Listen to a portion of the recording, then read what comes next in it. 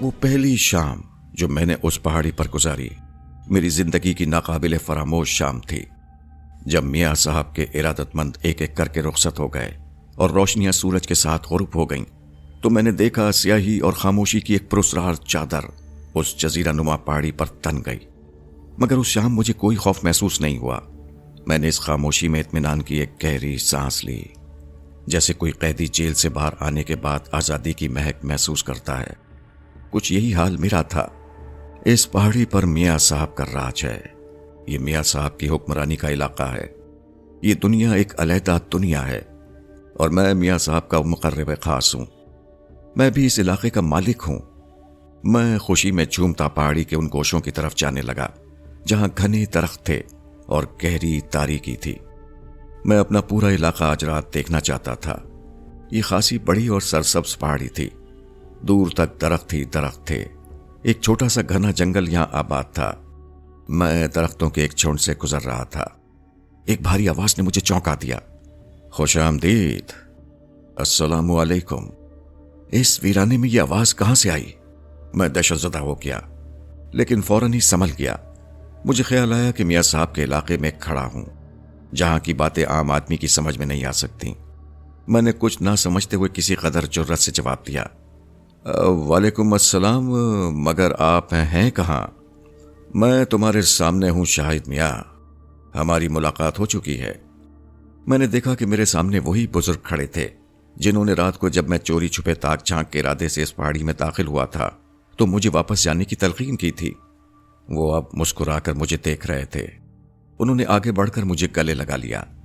شاہد میاں، تم بہت خوش قسمت ہو کہ میاں صاحب نے اپنی غلامی میں تمہیں قبول کر لیا۔ میری دعائیں تمہارے ساتھ ہیں۔ شکریہ آپ کا، مگر کیا آپ مجھے یہ نہیں بتائیں گے کہ آپ کون ہیں؟ ہمارا تعارف تو ہوا ہی نہیں۔ اب میں کوئی غیر تو نہیں؟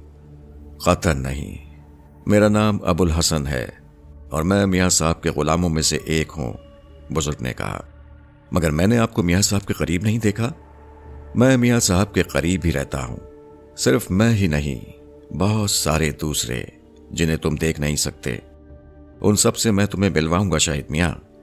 تم سب کچھ جان جاؤ گے۔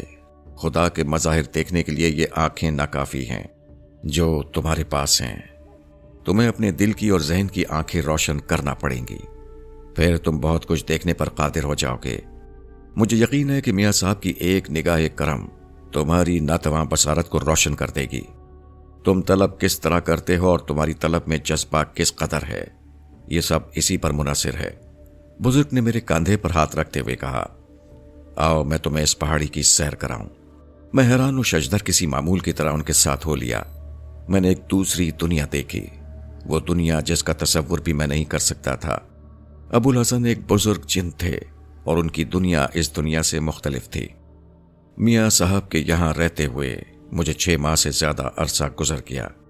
اس مدت میں نے میاں صاحب کو بہت قریب سے دیکھا۔ ان کے بارے میں جو روایتیں مشہور تھیں وہ حقیقت کا عشر اشیر بھی نہیں تھیں۔ میرا عمل دخل ان کے حجرے میں روز بروز زیادہ ہوتا جا رہا تھا۔ میں یکسر بدل چکا تھا۔ میں اب کسی دوسری دنیا کا شخص معلوم ہوتا تھا۔ میری داڑھی بڑھ گئی تھی اور لباس بہت معمولی تھا۔ میں نے میاں صاحب کے حجرے میں جو عجیب و غریب اور حیرت انگیز مناظر دیکھے وہ ساری دنیا کو ٹھکرا دینے کے لیے کافی تھے۔ میاں صاحب کے حجرے کے اندر پنجرے میں بند طوطوں سے میری خاصی شناسائی ہو چکی تھی، مگر میاں صاحب کا رویہ ان طوطوں سے ہمیشہ کھچا کھچا سے رہتا۔ رات ہوتی تو اس کمرے میں مختلف قسم کی آوازیں گونجنے لگتیں۔ میاں صاحب روحوں کو ایک پردے سے ہم کلام ہوتے۔ وہ جب چاہتے کسی بھی روح کو طلب کر لیتے اور اس سے گھنٹوں ہم کلام رہتے۔ روحوں کو طلب کرنے کے ساتھ ساتھ انہیں عملیات میں بھی ید طولہ حاصل تھا۔ وہ اپنے عقیدت مند کی ضرورت دیکھ کر اس کا مدعا خود بیان کر دیتے تھے۔ ان کے گرد جنوں کا ہجوم تھا۔ ابو الحسن اس ہجوم میں سب سے زیادہ برگزیدہ شخص سمجھے جاتے تھے۔ رفتہ رفتہ جنوں سے میری قربت کچھ اس طرح ہو گئی تھی جیسے میں بھی انہی میں سے ایک ہوں۔ اب میں انہیں دیکھ سکتا تھا۔ ابو الحسن کی مجھ پر خاص شفقت کی نظر تھی۔ وہ مجھے اکثر پہاڑی کے سنسان اور گھنے درختوں والے تاریک گوشے میں لے جاتے جہاں جنوں کی قیام گاہوں کا سلسلہ شروع ہو جاتا تھا۔ میاں صاحب کا رفیق ہونے کے سبب وہ میرا بڑا احترام کرتے تھے۔ ابو الحسن کی نوجوان اور حسین و جمیل لڑکی در شہوار کو اگر کوئی انسان دیکھ لیتا تو اس کے ہوش جاتے رہتے۔ وہ سراپا حسن لڑکی میرے سامنے آتی تھی، لیکن میں ایک بے نیاز شخص تھا۔ میں پاگل نفس کو مار چکا تھا اور میں اپنے بچے کچے سرکش نفس کی آلائشوں سے پاک کرنے کی فکر میں تھا۔ نفس کی پاکیزگی ہی سے میں میاں صاحب سے کچھ حاصل کر سکتا تھا۔ میاں صاحب کے حجرے کے سامنے صبح سے عصر تک عقیدت مندوں اور ضرورت مندوں کا ایک ہجوم لگا رہتا۔ میاں صاحب سب کی باتیں اطمینان سے سنتے، لیکن صرف اس کے حق میں دعا کرتے جو حقیقتاً ضرورت مند ہوتا۔ دوسروں کو وہ دلاسا دے کر رخصت کر دیتے تھے۔ مجھے یہ کہنے میں کوئی عار نہیں کہ میاں صاحب روشن ضمیر تھے۔ وہ اس کے سوا بھی بہت کچھ تھے۔ ان کے عقیدت مندوں میں مزدوروں سے لے کر بڑے بڑے رؤسا اور اعلیٰ حکام تک شامل تھے، لیکن جہاں عصر کی اذان ہوتی سارا مجمع کائی کی طرح چھٹ جاتا۔ مغرب کے بعد یہاں بھٹکتی روحوں اور جنوں کا قبضہ ہو جاتا۔ یہ ساری جگہ پراسرار ہو جاتی۔ مجھے ابو الحسن در شہوار اور دوسرے جن نظر آنے لگتے۔ رات کو میاں صاحب کی ہو حق کی آواز اور صدائے اللہ اس قدر زور سے بلند ہوتی کہ پوری پہاڑی تھر تھر آ جاتی۔ میں اس تمام عرصے میں ایک سچے عقیدت مند اور خادم کی حیثیت سے میاں صاحب کی خدمت کرنے لگا اور ان کی ہر ضرورت کا خیال رکھنے لگا۔ میں سونے سے پہلے ان کے پیر دباتا۔ پنجرے میں بند خبیث طوطے مجھے چھیڑتے کہ میں اور زور سے پاؤں دباؤں۔ میاں صاحب اس شرارت پر اسے ڈانٹ دیتے اور وہ سہم جاتا، لیکن 6 ماہ کے اس عرصے میں میاں صاحب نے نہ تو مجھے کوئی عمل سکھایا اور نہ ہی میں روحوں کو طلب کرنے کا وہ راز جان سکا جو اس جگہ کا سب سے حیران کن مظہر تھا۔ ہر چند کے میاں صاحب کے تمام کرشمے اور معجزے میرے سامنے رونما ہوتے، تاہم میں ان کی گرد کو نہ پہنچ سکا۔ غالباً اس کی وجہ یہ تھی کہ میں ابھی ماضی کے کسی انتقامی جذبے سے آلودہ تھا۔ بہرحال ایک دن مجھے خود کو سنبھالنا پڑا۔ ہوا یہ کہ ایک روز میں حسب معمول رات کے وقت میاں صاحب کے پاؤں دبا رہا تھا۔ میاں صاحب اپنی چارپائی پر آنکھیں بند کیے لیٹے تھے۔ میرا خیال تھا کہ وہ سو چکے ہوں گے، اس لیے کچھ دیر بعد میں آہستہ سے اٹھا اور اپنے بستر پر آ گیا جو میں نے میاں صاحب کے کمرے میں ایک کنارے لگا دیا تھا۔ ابھی میں بستر پر لیٹ کر کمر سیدھی بھی نہ کر پایا تھا کہ میاں صاحب کی زوردار حق اللہ کی آواز میرے کانوں سے ٹکرائی۔ وجد کی حالت میں وہ ہمیشہ حق اللہ کے نعرے بلند کیا کرتے تھے۔ سوتے میں بھی ان کا ورد جاری رہتا۔ حق اللہ کی مدھم آواز ابھرتی رہتی تھی، لیکن اس وقت میاں صاحب کی زوردار حق اللہ کی آواز اتنی تیز تھی کہ میں ہڑبڑا کر اٹھ گیا۔ پلٹ کر دیکھا تو میاں صاحب چارپائی پر بیٹھے نظر آئے۔ ان کا چہرہ زیادہ تر پرسکون رہتا تھا۔ اس وقت غیظ و غضب کی وجہ سے سرخ ہو رہا تھا۔ کپکپاتی ہوئی انگلیاں تسبیح کے دانوں پر بڑی تیزی سے چل رہی تھیں اور انگاروں کی مانند دہکتی ہوئی آنکھیں سامنے جھوپڑی کے دروازے پر مرکوز تھیں۔ میں خاموش بیٹھا میاں صاحب کے چہرے کو تکتا رہا۔ جلال کی حالت میں پہلے بھی کبھی میں نے ان سے مخاطب ہونے کی ہمت نہیں کی تھی۔ کچھ دیر تک میاں صاحب اسی حالت سے دوچار رہے، پھر اچانک انہوں نے نظریں گھما کر میری سمت دیکھا اور کرخت آواز میں بولے، مردود ناہنجار، خدا نے چاہا تو تیرا انجام بڑا عبرتناک ہوگا۔ میں بری طرح سٹپٹا گیا۔ میاں صاحب کے غصے کی وجہ میری سمجھ میں نہیں آ سکی تھی۔ آج سے پیشتر انہوں نے کبھی اس انداز میں مجھ سے کوئی بات نہیں کہی تھی۔ ہمیشہ اولاد کی طرح مجھ سے شفقت محبت سے پیش آتے تھے، چنانچہ میرا بوکھلا جانا یقینی بات تھی۔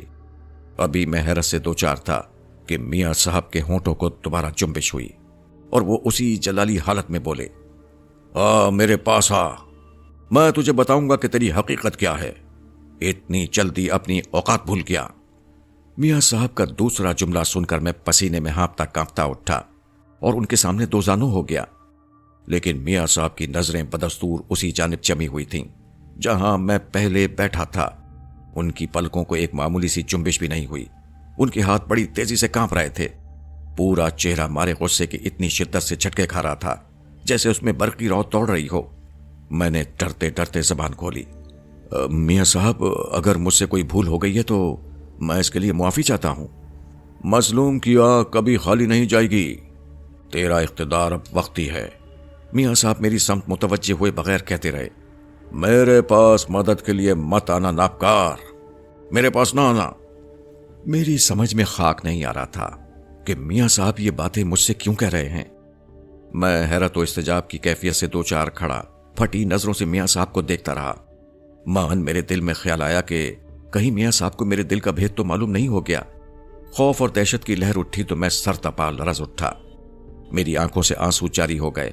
میں نے آگے بڑھ کر میاں صاحب کے قدم تھام لیے اور گڑگڑا کر بولا، میاں صاحب خدا کے لیے مجھے بد دعا نہ دیجیے، حالات نے منزل کا نشان مجھ سے چھین لیا ہے، میں مجبور اور بے بس ہو گیا ہوں۔ میرے والدین کی بے چین روحیں مجھے اس بات کا احساس دلاتی رہتی ہیں کہ ان پر ظلم توڑے گئے ہیں۔ میری بہن کی کربناک چیخیں مجھ سے اپنا حق مانگ رہی ہیں۔ میاں صاحب مجھ پر بڑے ظلم ہوئے ہیں، مگر آپ خدا کے لیے مجھے اپنی عنایتوں سے محروم نہ کیجیے۔ میں روتا رہا اور گڑگڑاتا رہا۔ مجھ پر رقت کا عالم طاری تھا۔ نظریں نیچے کی اور میاں صاحب کے قدم تھامے میں نہ جانے کیا کیا کہتا رہا۔ مجھے ہوش نہیں تھا۔ دوبارہ میں اس وقت چونکا جب میں نے میاں صاحب کے شفیق ہاتھوں کو اپنے سر پر محسوس کیا۔ گھبرا کر نظریں اوپر کی تو میاں صاحب مجھے محبت بھری نظروں سے دیکھ رہے تھے۔ اب نہ ان کے چہرے پر وہ پہلی جیسی سرخی تھی، نہ آنکھوں سے حقارت اور نفرت چھلک رہی تھی۔ وہ بے حد پرسکون نظر آ رہے تھے۔ مجھے رحم طلب اور ڈبڈبائی ہوئی نظروں سے اپنی طرف متوجہ پایا تو بڑی حلافت سے مخاطب ہوئے، کیا بات ہے شاہد علی، تم رو کیوں رہے ہو؟ میاں صاحب آپ جو چاہیں مجھے سزا دے لیں، لیکن خدا را مجھے اپنے قدموں سے دور نہ کریں، نہیں تو میں برباد ہو جاؤں گا۔ مجھے آپ کی بد دعا کی نہیں، دعاؤں کی ضرورت ہے میاں صاحب، مجھے معاف کر دیجیے۔ شاہد علی کیسی بہکی بہکی باتیں کر رہے ہو؟ میاں صاحب نے بڑی محبت سے میرے سر پر ہاتھ پھیرتے ہوئے کہا، میں اور بھلا تمہارے لیے بد دعا کروں گا؟ لیکن ابھی تو آپ… اوہ! اچانک میاں صاحب نے دروازے کی طرف تکتے ہوئے جواب دیا، تم غلط سمجھے شاہد، وہ باتیں تمہارے لیے نہیں تھیں۔ جی؟ میرا منہ حیرت سے کھلے کا کھلا رہ گیا۔ اگر میاں صاحب نے وہ باتیں مجھ سے نہیں کہی تھیں تو پھر کس سے کہی تھیں؟ کیا وہ کسی اور سے مخاطب تھے؟ مگر اس وقت ہمارے سوا وہاں کوئی اور تو موجود نہیں تھا۔ میں ابھی انہی باتوں پر غور کر رہا تھا کہ میاں صاحب نے کہا، ابھی تم ان باتوں کو نہیں سمجھو گے، رفتہ رفتہ سب جان جاؤ گے۔ جلد بازی اچھی چیز نہیں، صبر کرو، جاؤ اب سو رہو، رات زیادہ ہو گئی ہے۔ میں خاموشی سے اٹھا اور آنسو پوچھتا ہوا اپنے بستر پر جا کر لیٹ گیا۔ میاں صاحب کی محبت آمیز گفتگو نے میرے دل کا خوف دور کر دیا تھا، لیکن میں بدستور یہی سوچ رہا تھا کہ آخر وہ کون تھا جسے میاں صاحب اتنی حقارت سے سرزنش کر رہے تھے۔ کافی دیر تک میں اس بات پر غور کرتا رہا، پھر میری آنکھ لگ گئی۔ لیکن دوسرے روز وہ بات میری سمجھ میں آ گئی جس نے مجھے گزشتہ رات پریشان کر رکھا تھا۔ حسب دستور اس روز بھی صبح ہی سے میاں صاحب کے حجرے کے سامنے عقیدت اور ضرورت مندوں کا ہجوم جمع ہونا شروع ہو گیا تھا، اور میاں صاحب ان کی تسلی، تشفی اور خیر و برکت کے کاموں میں مصروف تھے۔ میں ہمیشہ کی طرح میاں صاحب کے قریب زمین پر بیٹھا ان کے پاؤں آہستہ آہستہ دبا رہا تھا کہ باہر سے تیز تیز چیمنگیاں کی آوازیں ابھرنی شروع ہوئیں۔ میاں صاحب جو کچھ دیر پیشتر تک پرسکون بیٹھے تھے، یک لخت سنجیدہ ہو گئے۔ مجھے مخاطب کر کے بولے، شاہد علی جاؤ، اس مردود کو اندر بلا لاؤ، وہ باز نہیں آیا، حالانکہ میں نے اسے کل رات یہاں آنے سے منع کیا تھا۔ جاؤ اسے لے آؤ، اس کے پاس وقت کم ہے، وہ مجھ سے ملنے کے انتظار کی زحمت برداشت نہیں کر سکتا۔ میں بھی اسی کا منتظر تھا۔ میاں صاحب نے ہر چند بلانے والے کے بارے میں مجھے کوئی اشارہ نہیں دیا تھا، پھر بھی میں خاموشی سے اٹھا اور باہر آ گیا جہاں عقیدت مندوں کا ہجوم تھا۔ باہر نکلتے ہی میری نظر سب سے پہلے جس شخص پر پڑی وہ پولیس کا کوئی ایس پی تھا۔ باوردی ہونے کی وجہ سے میں نے اس کے عہدے کو جان لیا تھا۔ ایس پی کے ساتھ 2 سپاہی موجود تھے۔ اچانک میرے ذہن میں میاں صاحب کی رات والی کیفیت ابھری۔ میں کچھ سوچ کر ایس پی کے قریب گیا اور بولا، کیا آپ میاں صاحب سے ملاقات کی غرض سے تشریف لائے ہیں؟ ایس پی کے چہرے سے ظاہر ہو رہا تھا کہ وہ بڑی سخت گیر طبیعت کا مالک ہے۔ مجھے سر سے پاؤں تک گھورتے ہوئے بولا، تم کون ہو؟ میں میاں صاحب کا ایک ادنا خادم ہوں جناب۔ جاؤ میاں صاحب کو اطلاع دو کہ ایس پی صاحب آپ سے ملنا چاہتے ہیں۔ کیا آپ کچھ دیر انتظار نہیں کر سکتے؟ میں نے طبی زبان میں دریافت کیا۔ ایس پی درش لہجے میں بولا، بکو مت، جو کہہ رہا ہوں وہ کرو۔ میاں صاحب سے کہنا مجھے جلدی ہے، ذرا جلدی وقت دے دیں۔ بہتر ہے۔ میں نے ایس پی پر ایک نظر ڈالی اور کہا، تشریف لے چلیے، میاں صاحب کو آپ سے مل کر خوشی ہوگی۔ سپاہیوں نے ایس پی کے ساتھ آگے بڑھنے کی کوشش کی تو میں نے انہیں منع کر دیا اور صرف ایس پی کو ساتھ لیے اندر داخل ہوا۔ میاں صاحب کی نظریں دروازے ہی کی سمت تھیں۔ ایس پی نے نظریں چار ہوتے ہی جلدی سے میاں صاحب کو سلام کیا، پھر آگے بڑھ کر بڑے انکسار کے ساتھ ان کے سامنے فرش پر بچھی ہوئی میلی تری پر بیٹھ گیا۔ میاں صاحب کی نظریں برابر اسی کے چہرے پر مرکوز تھیں۔ میں سامنے سے ہٹ کر میاں صاحب کے دائیں جانب کھڑا ہو گیا۔ میرا دل گواہی دے رہا تھا کہ آج کچھ نہ کچھ ہونے والا ہے۔ میاں صاحب، ایس پی نے کچھ توقف کے بعد کہا، میں آپ کی خدمت میں بڑی امیدیں لے کر حاضر ہوا ہوں۔ کہو کیا کہنا ہے؟ میاں صاحب نے سرد موری سے جواب دیا۔ ایس پی صاحب نے میری طرف نظریں اٹھائیں۔ میں بھانپ گیا کہ وہ میاں صاحب سے تخلیے میں کوئی راز کی بات کرنا چاہتا ہے، اس لیے میری موجودگی اسے پسند نہیں۔ میں نظریں جھکا کر جانے کے ارادے سے بڑھا تو میاں صاحب نے ہاتھ کے اشارے سے مجھے منع کر دیا اور ایس پی سے خشک لہجے میں بولے، یہ میرے بھروسے کا آدمی ہے، تم جو کچھ کہنا چاہتے ہو اس کی موجودگی میں بھی کہہ سکتے ہو۔ ایس پی نے سر تسلیم خم کر دیا اور میاں صاحب سے متوجہ ہو کر سرگوشی کے لہجے میں کہا، حضور میں چاہتا ہوں کہ آپ میرے حق میں بہتری کی دعا کریں۔ پریشانی کیا درپیش ہے؟ میاں صاحب کا لہجہ ابھی تک سپاٹ تھا۔ میں ایک چکر میں پھنس گیا ہوں، ایس پی نے رکتے رکتے کہا، پھر کچھ سوچ کر بولا، بات دراصل یہ ہے میاں صاحب کہ کچھ افراد زبردستی مجھے ایک بے بنیاد الزام میں پھنسانا چاہتے ہیں۔ اگر الزام بے بنیاد ہے تو پھر تمہیں خطرہ کس بات کا ہے؟ میاں صاحب نے بے نیازی سے کہا، بات کچھ ایسی ہے میاں صاحب کہ مجھے آپ کے حضور آنا پڑا۔ مجھے یقین ہے کہ آپ میرے حق میں دعا کریں تو میں ہر مصیبت سے چھٹکارا حاصل کر سکتا ہوں۔ میں تمام عمر آپ کا غلام بنا رہوں گا میاں صاحب۔ میرا غلام؟ میاں صاحب کا چہرہ اچانک سرخ ہو گیا۔ نفرت سے ایس پی کو گھور کر بولے، جو شخص حویس کا غلام ہو وہ کسی اور کی غلامی کیا کرے گا؟ میں نے محسوس کیا کہ میاں صاحب کا جواب سن کر ایس پی کا چہرے کا رنگ فق ہو گیا، لیکن فوراً ہی اس نے اپنی گھبراہٹ پر قابو پاتے ہوئے کہا، میاں صاحب انسان غلطیوں کا پتلا ہے، اگر آپ چاہیں تو خدا سے میری غلطی معاف کرانے کی سفارش کر سکتے ہیں۔ میں اور تجھ جیسے شیطان کی سفارش کروں گا؟ میاں صاحب نے غصے سے لرزتے ہوئے جواب دیا، اگر خیریت چاہتا ہے تو چلا جا میرے سامنے سے، ناپکار مردود۔ ایس پی کو غالباً میاں صاحب سے اس جواب کی امید نہیں تھی۔ ایک ثانیے کے لیے وہ خالی خالی نظروں سے میاں صاحب کو تکتا رہا، پھر اسے اپنی سبکی کا احساس ہوا تو قدرے سخت لہجے میں بولا، میاں جی تم اگر میرا کام کر دو تو میں تمہیں منہ مانگی قیمت دے سکتا ہوں۔ تو مجھے معاوضہ دے گا ذلیل؟ میاں صاحب اچانک جلالی کیفیت میں آ کر بولے، کیا تیرا یہ خیال ہے کہ میں تیرے اقتدار سے متاثر ہو کر تیری بدماشیوں میں تیرا ہاتھ بٹاؤں گا؟ جا دفع ہو جا یہاں سے، تم بکتے ہو۔ ایس پی بھی جھلا کر غصے میں اٹھ کھڑا ہوا اور دانت پیس کر بولا، میں صرف یہی دیکھنے آیا تھا کہ تم کچے عقیدے کے بھولے بھالے اور معصوم لوگوں کو کس طرح لوٹ رہے ہو، لیکن اب تمہارا یہ بزنس نہیں چلے گا۔ میں آج ہی تمہارے وارنٹ گرفتاری جاری کراتا ہوں، پھر دیکھتا ہوں کہ تم کتنے پہنچے ہوئے ہو اور خود اپنے بچاؤ کے لیے کیا کرتے ہو۔ کم بخت تو مجھے آزمانے آیا تھا، تو بھول گیا کہ میں نے رات ہی تجھے یہاں آنے سے منع کیا تھا۔ لے دیکھ تیرے یہاں آنے کا اصل مقصد کیا ہے۔ میاں صاحب سر تپا تھر تھراتے ہوئے بولے، پھر انہوں نے سیدھا ہاتھ اٹھایا اور شہادت والی انگلی سے بائیں جانب اشارہ کیا اور کڑک کر ایس پی سے کہا، ادھر دیکھ بدقماش، وہ ہے تیرے آنے کا سبب۔ ایس پی کے ساتھ میری نظریں بھی اسی سمت اٹھ گئیں جہاں میاں صاحب نے انگلی سے اشارہ کیا تھا۔ دوسرے ہی لمحے میری آنکھیں پھٹی کی پھٹی رہ گئیں۔ جو کچھ میری آنکھوں نے دیکھا وہ بڑا ناقابل یقین تھا۔ ہو سکتا ہے کہ آپ میری اس بات کو تسلیم کرنے سے انکار کریں، لیکن جو کچھ میں نے دیکھا وہ خواب نہیں بلکہ حقیقت تھی۔ جس طرف میاں صاحب نے شہادت کی انگلی کی تھی، وہاں کچے فرش پر ایک نوخیز حسینہ لیٹی نظر آ رہی تھی، لیکن ایک روندی ہوئی لاش کی صورت میں۔ اس کا جسم برف کی سل کی مانند سفید پڑا ہوا تھا۔ جسم کے کپڑے جن پر جگہ جگہ خون کے دھبے جمے ہوئے تھے اس بری طرح پھٹے ہوئے تھے کہ ان سے سطر پوشی بھی نہیں ہو رہی تھی۔ اس کے برہنہ سینے اور اڑیا رانوں پر جا بجا تیز ناخنوں کے کھروچے صاف دکھائی دے رہے تھے اور گالوں پر دانت کے زخم نظر آ رہے تھے۔ آنکھیں اس طرح کھلی ہوئی تھیں جیسے اسے خود بھی اپنی حالت پر سکتہ ہو رہا ہو۔ برف کی طرح سفید چہرے پر معصومیت ہی معصومیت پھیلی ہوئی تھی۔ میں نے لاش پر سے نظریں ہٹا کر ایس پی کی طرف دیکھا تو وہ ہکا بکا کھڑا نوخیز حسینہ کی لاش کو سہمی ہوئی نظروں سے دیکھے جا رہا تھا۔ اس کے چہرے پر خوف و دہشت کی پرچھائیاں لرز رہی تھیں۔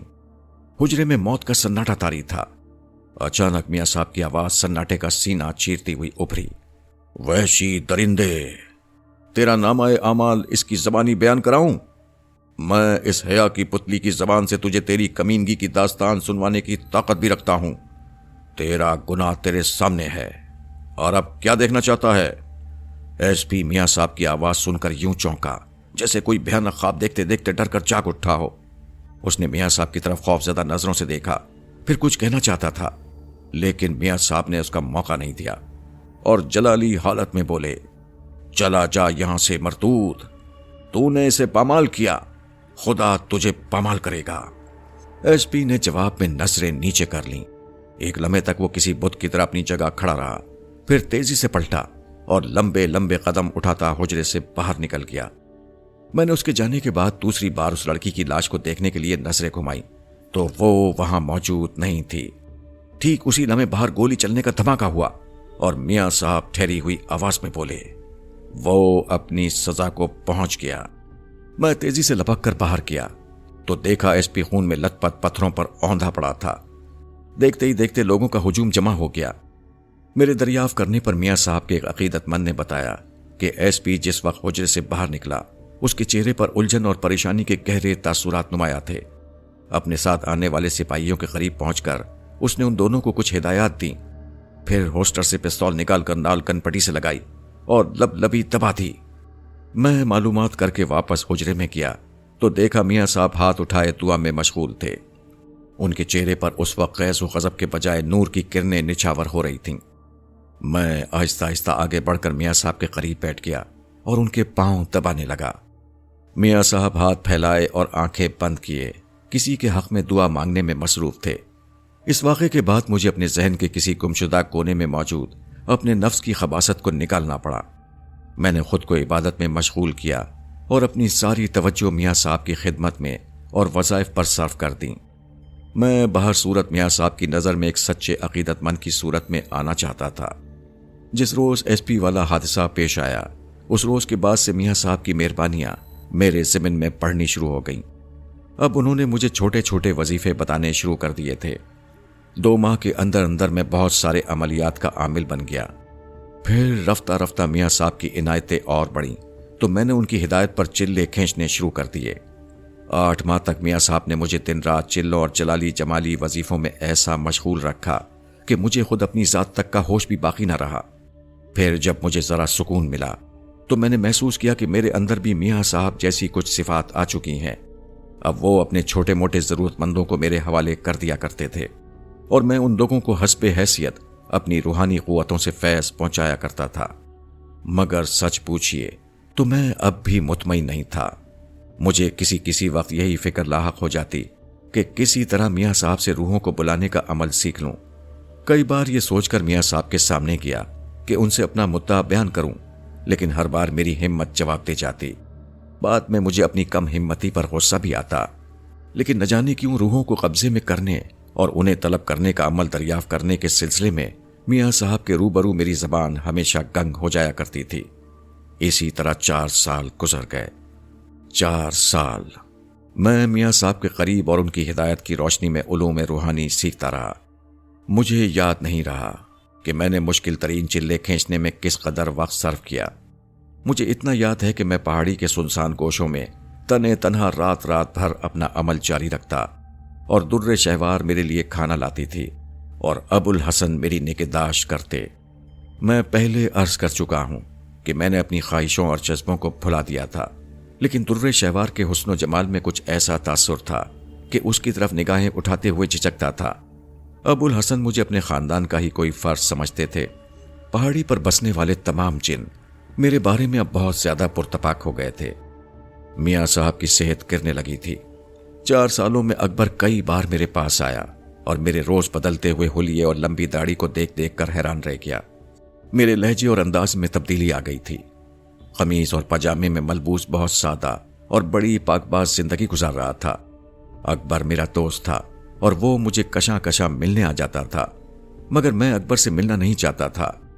اکبر کے آنے سے مجھے اپنا ماضی یاد آ جاتا تھا۔ اس کی صحبت سے مظالم اور ناانصافی کے وہ تمام سلسلے مل جاتے جن سے میں گریز کر کے یہاں آیا تھا۔ میں پہاڑی سے نیچے نہیں دیکھنا چاہتا تھا کہ وہاں مجھے اندھیرے نظر آتے تھے۔ اب میں زیادہ انہماک سے اپنی عبادت اور ریاضت میں غرق ہو گیا۔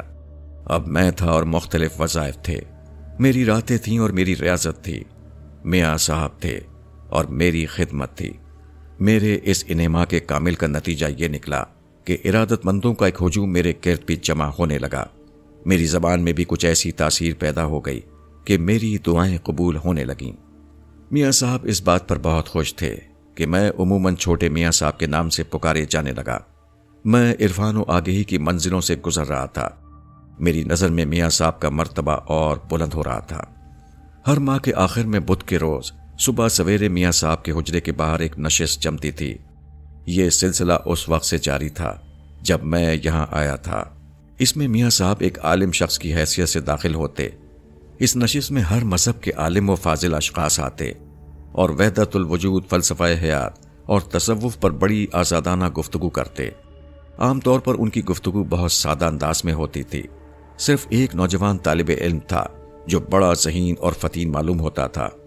گفتگو میں اس کا لہجہ کسی قدر گستاخ ہو جاتا، لیکن میاں صاحب مسکراتے رہتے اور اسے خوش اخلاقی اور شیریں بیانی سے سمجھاتے تو پھر وہ فوراً ہی معذرت کرنے لگتا.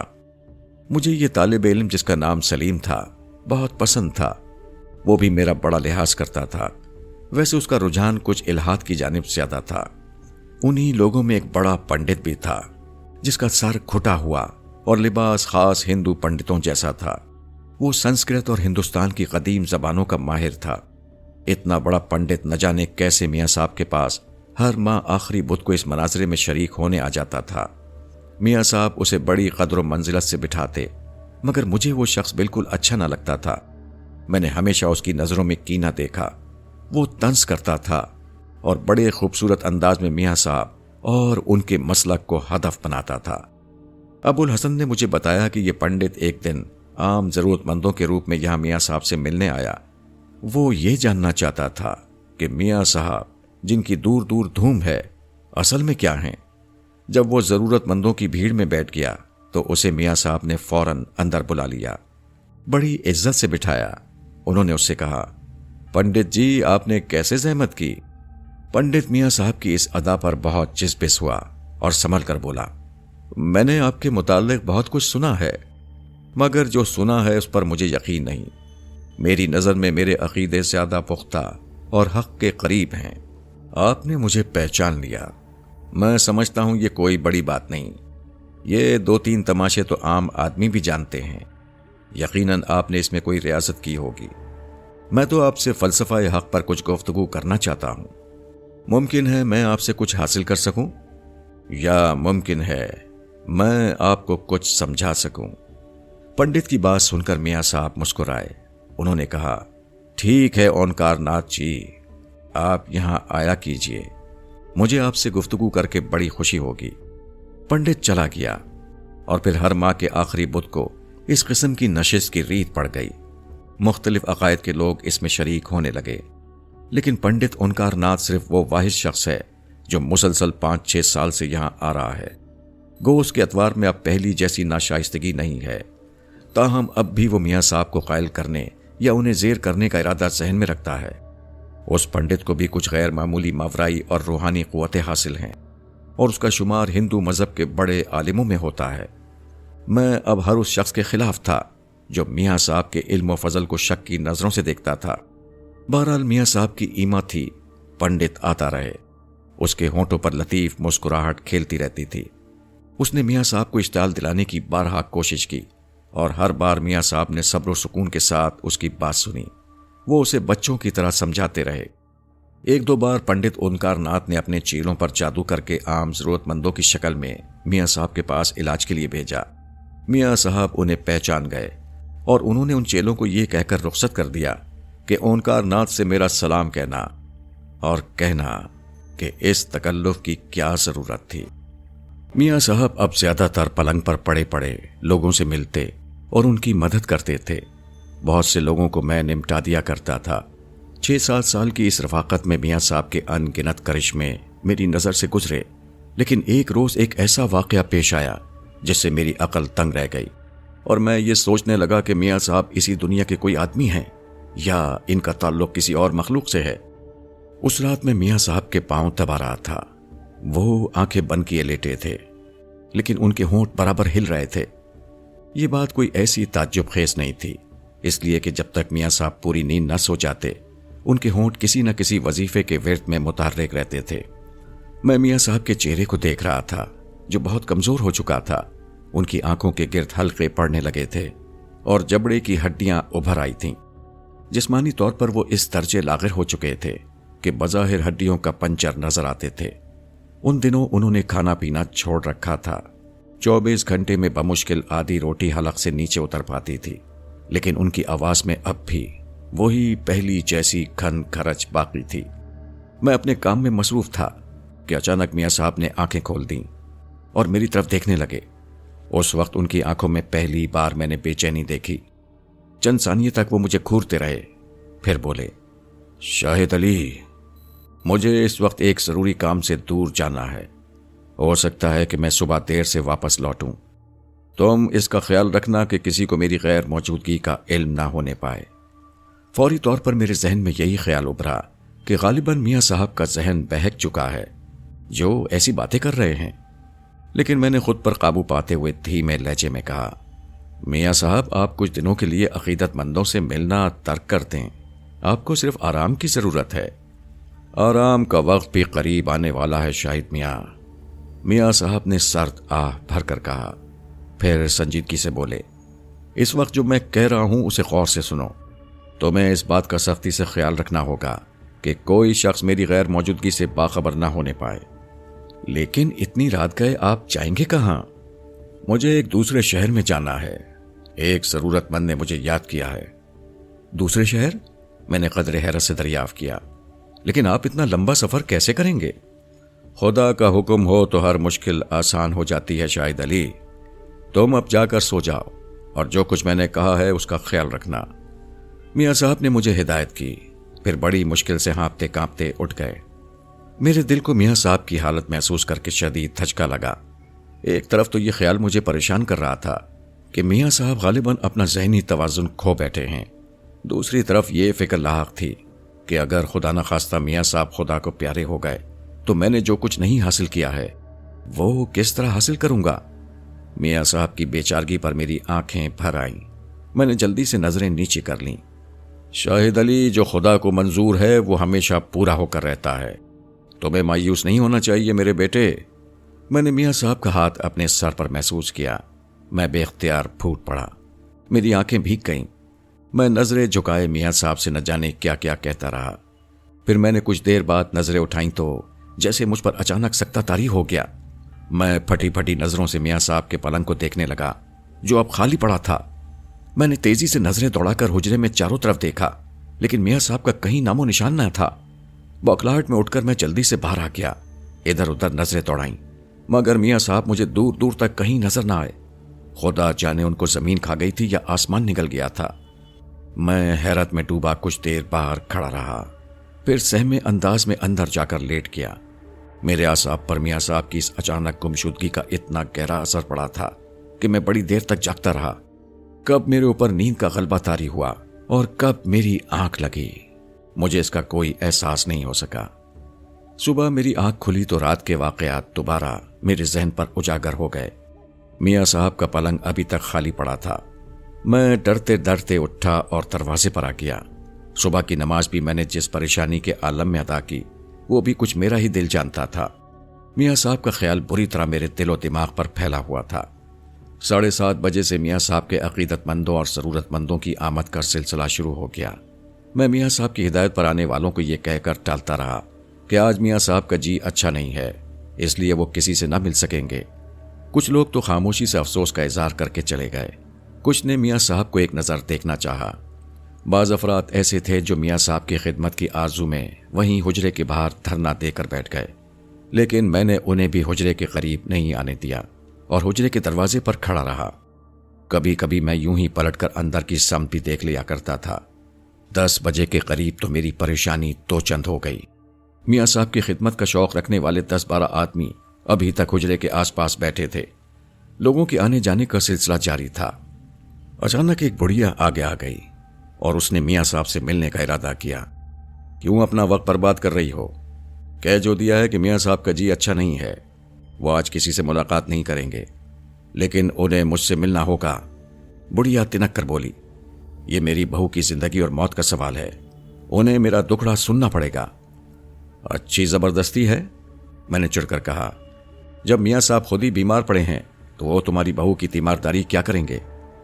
بیٹا، بڑھیا اچانک گڑ گڑا کر بولی، مجھے بس 2 باتیں کر لینے دو میاں صاحب سے، میرے دل کو تسلی ہو جائے گی۔ میں جھلا کر بڑھیا کو کوئی سخت جواب دینا چاہتا تھا کہ اندر سے میاں صاحب کی آواز ابھری، شاہد علی، اس بیچاری کو آنے دو میرے پاس، میں جانتا ہوں اس کی ضرورت بہت اہم ہے۔ میں نے پلٹ کر دیکھا تو میاں صاحب اپنے پلنگ پر لیٹے ہوئے تھے۔ وہ کب اور کس راستے سے واپس آئے، یہ بات میرے فرشتوں کے علم میں بھی نہ آ سکی۔ میں خوشی اور حیرت کے ملے جلے اثرات کے زیر اثر میاں صاحب کو دیکھتا رہا۔ پھر میں نے بڑھیا کو اندر جانے کی اجازت دے دی۔ میاں صاحب نے اس کا دکھڑا سن کر اس کی بہو کے حق میں دعا کی تو وہ انہیں گود پھیلا کر دعائیں دیتی ہوئی الٹے قدموں واپس چلی گئی۔ بڑھیا کے جانے کے بعد میاں صاحب دوسرے لوگوں سے بھی ملتے رہے اور میں بت بنا کھڑا میاں صاحب کو دیکھتا رہا۔ مجھے حیرت تھی کہ میاں صاحب کیسے غائب ہوئے اور کس طرح دوبارہ واپس آ گئے، جبکہ ان کے اندر اٹھنے بیٹھنے کی بھی سکت نہیں تھی۔ آخر یہ سب کیا اصرار تھا؟ مغرب تک میاں صاحب نے ملاقات کا سلسلہ جاری رکھا۔ پھر جب میاں صاحب کے سارے ملاقاتی رخصت ہو گئے تو انہوں نے اشارے سے مجھے اپنے قریب بلایا اور نقاہت میں ڈوبی ہوئی آواز میں گویا ہوئے، شاہد علی، مجھے خیال ہے کہ تمہیں میری وجہ سے پریشان ہونا پڑا، لیکن میرا جانا ضروری تھا۔ اگر میں وہاں نہ چاہتا تو خدا کا ایک نیک بندہ حشر کے روز میرا دامنگیر ہوتا۔ اس نے مجھے سچے دل سے یاد کیا تھا، اس لیے میں جانے پر مجبور ہو گیا، لیکن میں نے ڈرتے ڈرتے سوال کر ہی ڈالا، آخر آپ اچانک غائب کیسے ہو گئے تھے؟ حکم الہی، میاں صاحب نے مختصر سا جواب دیا۔ کیا آپ کے دوست جن آپ کو لے گئے تھے؟ میں نے تجسس کے جذبے سے مجبور ہو کر دوسرا سوال کیا۔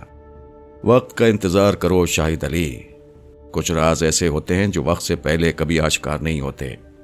گو کہ میاں صاحب کے جواب سے میری تشفی نہیں ہو سکی، لیکن میں نے مزید اصرار نہیں کیا اور اپنے کاموں میں مصروف ہو گیا۔ عشاء کی نماز کے بعد جب میں معمول کے مطابق میاں صاحب کے پاؤں دبانے بیٹھا تو میاں صاحب خلاف توقع آج بھی مجھے کچھ بے چین نظر آ رہے تھے۔ کچھ دیر تک میں خاموش رہا، لیکن پھر میں نے پوچھ ہی لیا، ایک بات پوچھوں میاں صاحب؟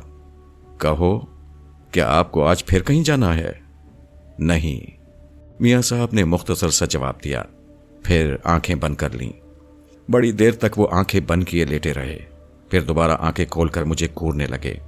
مجھے ایسا محسوس ہو رہا تھا جیسے وہ مجھ سے کچھ کہنا چاہتے ہوں۔ میرا اندازہ غلط نہیں ثابت ہوا۔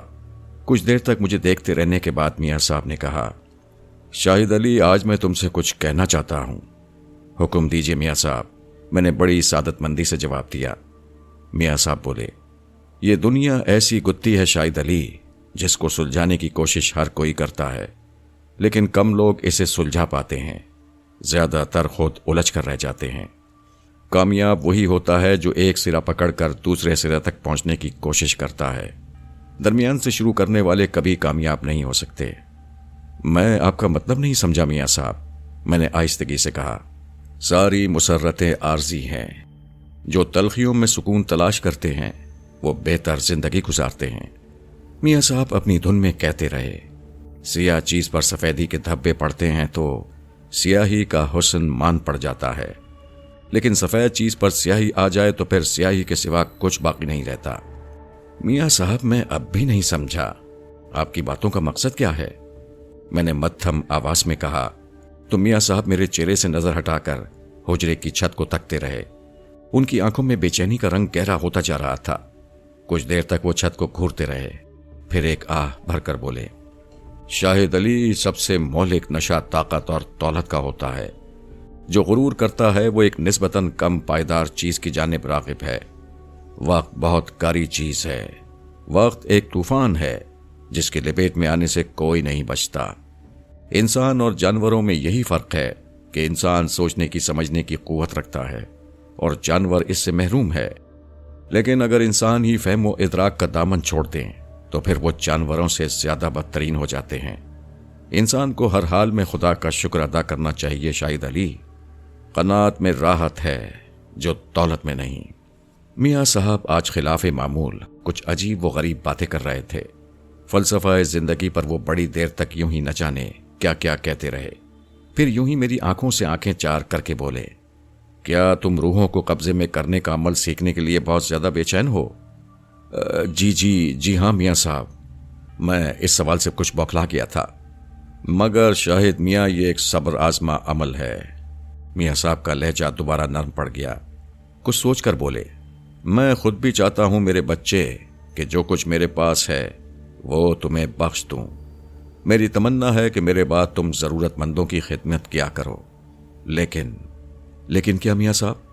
میں نے میاں صاحب کو خاموش ہوتا دیکھ کر تیزی سے سوال کیا۔ کچھ نہیں میرے بیٹے، کچھ نہیں۔ انسان کی ہر تمنا اگر پوری ہو جائے تو پھر زندگی میں تغیرات نام کی کوئی چیز باقی نہ رہے۔ حالات کے دھارے کا رخ سوائے خدا کے اور کوئی نہیں موڑ سکتا۔ آپ زیادہ دیر گفتگو نہ کریں میاں صاحب، آپ کو سکون اور آرام کی ضرورت ہے۔ میں نے رواداری کا اظہار کیا تو میاں صاحب کی بے چینی اور بڑھ گئی۔ کچھ دیر تک مجھے سپاٹ نظروں سے تکتے رہے، پھر سرد آہ بھر کر بولے، شاہد علی اب میرا حال کچھ ٹھیک نہیں، کب مجھے یہاں سے جانا پڑے۔ جو کچھ بھی میرے پاس ہے وہ تمہارا ہے، لیکن میری خواہش تھی کہ تم روحوں کو طلب کرنے کی خواہش دل سے نکال دو۔ میاں صاحب، میں دھڑکتے دل سے بولا، کیا آپ کو مجھ پر اعتماد نہیں ہے؟ اعتماد؟ میاں صاحب نے مضطرب ہو کر کہا، خدا نہ کرے میرے اعتماد کو ٹھیس پہنچے۔ میاں صاحب زیادہ بات کرنے کی وجہ سے ہانپنے لگے تھے۔ کچھ دیر وہ خاموش رہے، ان کی آنکھوں میں گہرے غور و فکر کے تاثرات چھلک رہے تھے، نہ جانے وہ کن خیالوں میں کھوئے ہوئے تھے۔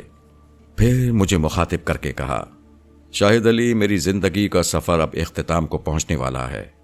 مجھے خوشی ہے کہ اللہ تعالیٰ نے مجھے بندوں کی خدمت کے قابل سمجھا، لیکن اب یہ سعادت مجھ سے بہت جلد چھن جائے گی۔ خدا کے لیے ایسی باتیں نہ کیجیے۔ میں جلدی سے بولا، آپ کا دم لوگوں کے لیے باعث رحمت ہے۔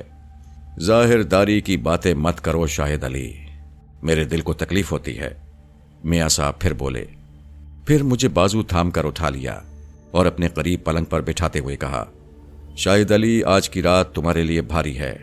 آج رات سے تمہیں آیت کریمہ کا ختم پڑھنا ہے۔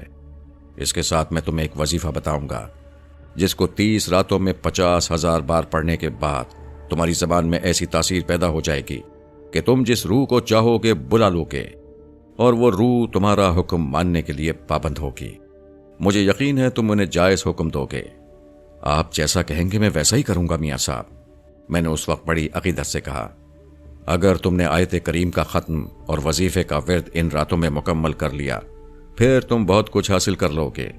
اب جا کر وضو کرو اور پھر نماز شروع کر دو۔ ہر روز فجر کی نماز سے پہلے تمہیں اپنا وظیفہ ختم کرنا ہے۔ کیا میں یہ سب کچھ کر لوں گا میاں صاحب؟ میں نے دھڑکتے دل سے پوچھا۔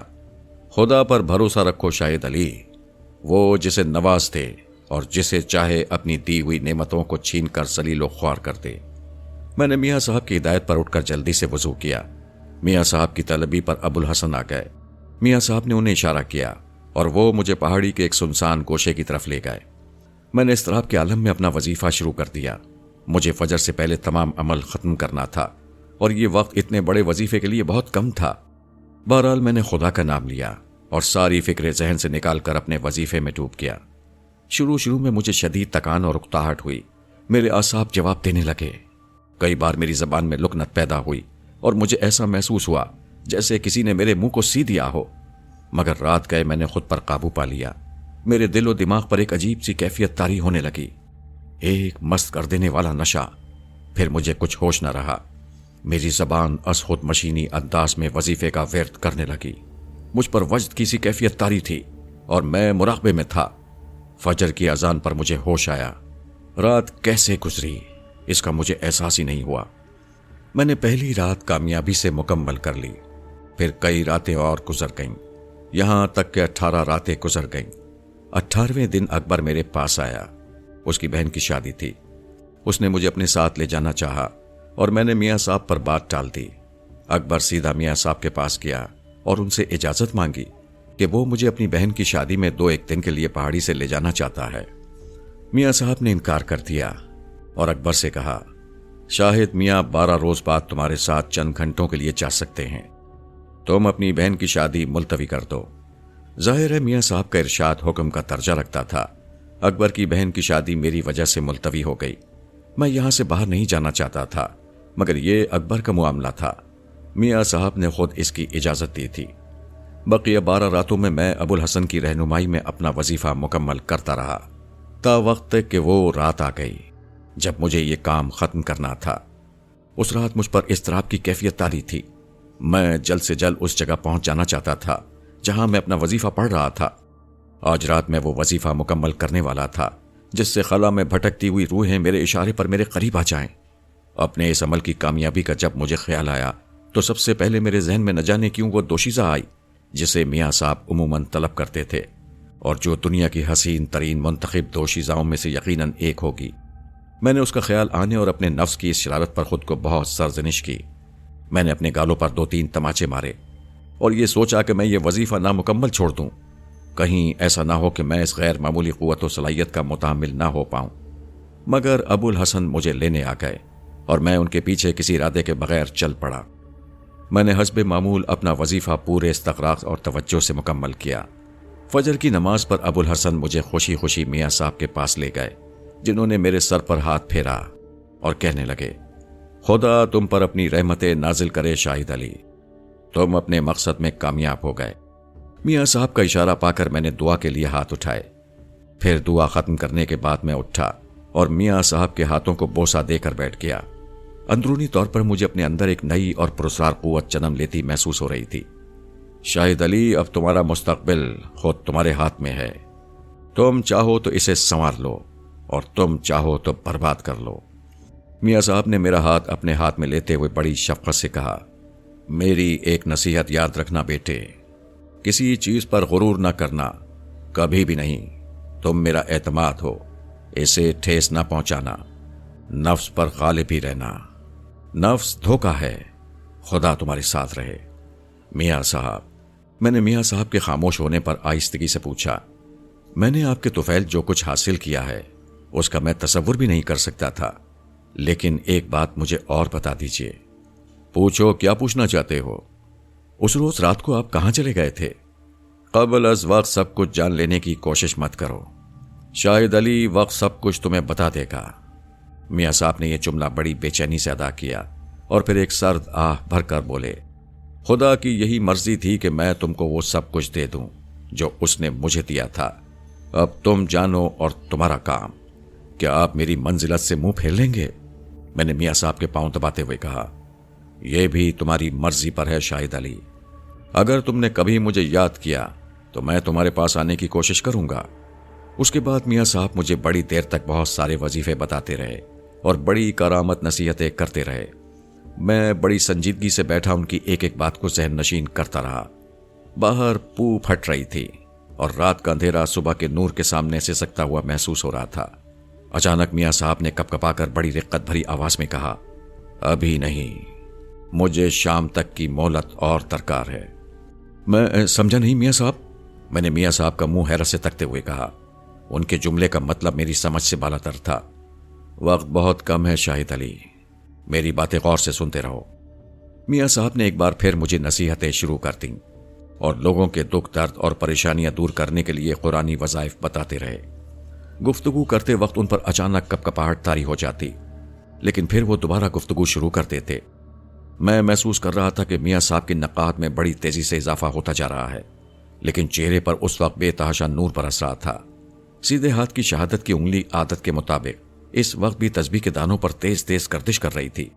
वक्त बड़ी तेजी से गुजर रहा था। मियाँ साहब बिला तकान मुझसे बातें किए जा रहे थे और जिंदगी के नशे व फराज से आगाह कर रहे थे। जब बाहर उनके अकीदतमंदों की आमद का सिलसिला शुरू हुआ तो मियाँ साहब ने कहा, शाहिद अली, मुझे सहारा देकर बाहर ले चलो। आज मैं खुद चलकर अपने अकीदतमंदों के सामने जाना चाहता हूं। मियाँ साहब की हालत इस काबिल न थी कि वो एक कदम भी चल सकते। मैंने उन्हें समझाने की बहुत कोशिश की, लेकिन जब उनका इसरार ज्यादा हुआ तो मैंने उन्हें सहारा देकर खड़ा किया और उनका सारा बोझ खुद पर ले लिया। अकीदतमंदों ने मियाँ साहब को हुजरे से बाहर आता देखा तो आगे बढ़कर उनके करीब आ गए।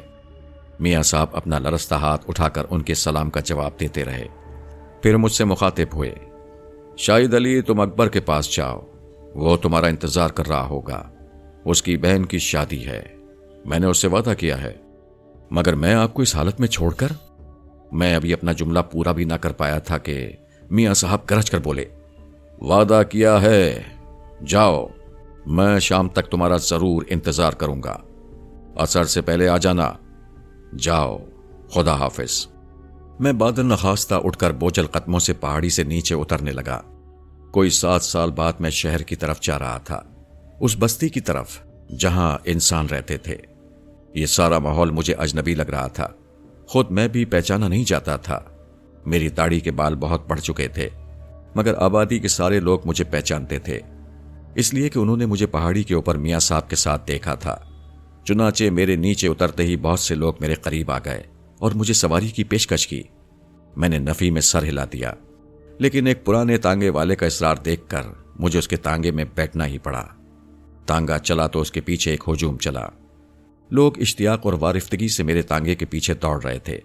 کوئی میرا ہاتھ چومتا تو کوئی سلام کرتا، کوئی اپنے بچے کا سر آگے کر دیتا کہ میں اس پر ہاتھ پھیروں، کوئی میری جوتیوں کو چھونے کی کوشش کرتا۔ تانگے کی رفتار لوگوں کے ازدحام کی وجہ سے بہت کم ہو گئی تھی۔ تانگا میری جانی پہچانی سڑکوں سے گزر رہا تھا اور میں اپنی نظروں سے بدلتے ہوئے بازار اور مکانات دیکھ رہا تھا۔ بہت کچھ بدل چکا تھا۔ ایک جگہ میری نظر ٹھہر گئی۔ بیرسٹر راشد حسین کی عالیشان کوٹھی مجھے نظر آئی۔ بیرسٹر راشد حسین کا مکان نظر آتے ہی میں خود پر قابو نہ رکھ سکا۔ میں نے اشتعال انگیز نظروں سے بالکونی کی طرف دیکھا، جہاں کوئی نوجوان لڑکی میرے تانگے اور اس کے پیچھے دوڑنے والے ہجوم کو دیکھ رہی تھی۔ مجھے یہ اندازہ لگانے میں کوئی دشواری نہیں ہوئی کہ یہ لڑکی بیرسٹر راشد حسین کی ہے اور اس کا نام سمینہ ہے۔ وہ اپنی بہن سے بہت مختلف تھی۔ میں نے نظریں اٹھا کر اوپر دیکھا تو اس لڑکی سے میری آنکھیں چار ہو گئیں اور وہ خوفزدہ ہو کر وہاں سے بھاگ گئی۔ نہ جانے کیوں میرا جی چاہا کہ میں تانگے سے اتر پڑوں اور اس عمارت کو آگ لگا دوں، لیکن میں نے جلد ہی ایک عمل پڑھا اور اپنے منتشر ذہن کو کسی نہ کسی طرح مطمئن کر لیا۔ اکبر کی بہن کی شادی میں میری شرکت رسمی سی رہی۔ میں نے میاں صاحب کی ابتر حالت کا تذکرہ کر کے اس سے معذرت چاہ لی۔ ظہر کے فوراً بعد میں پہاڑی پر پہنچ گیا۔ میاں صاحب اپنے عقیدت مندوں میں کھرے ہوئے تھے۔ مجھے دیکھتے ہی سب نے میرے لیے راستہ بنایا اور میں تیز قدموں سے میاں صاحب کے پاس پہنچ گیا۔ آ گئے شاہد میاں؟ میاں صاحب نے لڑکھڑاتی ہوئی آواز میں کہا، میں تمہارا منتظر تھا، آؤ میرے قریب بیٹھ جاؤ، تم صحیح وقت پر پہنچ گئے۔ میں معذرت خواہانہ انداز میں ان کے قریب بیٹھ گیا۔ انہوں نے میرا ہاتھ اپنے ہاتھ میں لے لیا اور ہجوم کو خاموش رہنے کا اشارہ کیا۔ جب مجمع پر گہری خاموشی طاری ہو گئی اور خاصی دیر گزر گئی، لوگ میاں صاحب کے ارشادات عالی سننے کے لیے پوری طرح متوجہ ہو گئے تو وہ یوں مخاطب ہوئے، میرے عزیزوں، خدا تمہیں اپنی رحمتوں سے نوازے۔ میں اب تم سے رخصت ہوتا ہوں، میرا زمانہ ختم ہوا، ہر شخص جانے کے لیے آتا ہے، سو میں بھی چلا، مجھے اجازت دو، اگر مجھ سے کوئی غلطی ہو گئی ہو تو معاف کر دینا۔ میاں صاحب کا جملہ ختم ہوا تو عقیدت مندوں میں کوہرام مچ گیا۔ لوگ پھوٹ پھوٹ کر رونے لگے۔ میری حالت بھی غیر ہو گئی۔ میاں صاحب نے ہاتھ اٹھا کر لوگوں کو خاموش رہنے کا اشارہ کیا اور پھر بولے، میرے بعد شاہد علی تم لوگوں کی ضرورتوں کا خیال رکھیں گے، خدا انہیں حق کی راہ پر چلنے کی توفیق عطا فرمائے، آمین آمین آمین۔ لوگوں نے میاں صاحب کی تائید کی۔ اس کے بعد میاں صاحب کے جسم پر شدید کپکپی طاری ہو گئی۔ انہوں نے بمشکل تمام لوگوں کو خدا حافظ کہا اور مجھے اشارہ کیا کہ میں انہیں اندر لے جاؤں، مگر انہیں وہاں سے اٹھانے والوں میں اکیلا میں ہی نہیں تھا۔ ابو الحسن اور ان کے ساتھیوں کو میں نے دیکھا، وہ میاں صاحب کو اٹھا کر حجرے میں لے آئے اور چارپائی پر پورے احترام کے ساتھ لٹا دیا۔ عقیدت مندوں کی صفوں میں کوہرام مچا ہوا تھا۔ لوگوں نے دھاڑے مار مار کر رونا اور پچھاڑے کھانا شروع کر دیا تھا۔ میں میاں صاحب کے جسم پر چادر ڈال کر باہر آ گیا اور روتے روتے لوگوں کو ہاتھ کے اشارے سے صبر کی تلقین کی۔ کچھ لوگوں نے آگے بڑھ کر دیوانوں کی طرح میرے ہاتھوں سے آنکھوں کو رگڑنا شروع کر دیا۔ میرے ہاتھ آنسوؤں میں نہا گئے اور جب میں انہیں حوصلہ رکھنے اور صبر کی تلقین کرنے کے بعد دوبارہ حجرے میں داخل ہوا تو میری حیرت کی کوئی انتہا نہ رہی۔ میاں صاحب کی چارپائی خالی پڑی تھی، وہاں مکمل خاموشی تھی اور صرف طوطے بین کر رہے تھے۔ ان میں ایک طوطا وہی تھا جس کی آواز انسانوں جیسی تھی اور جسے میاں صاحب برا بھلا کہتے رہتے تھے۔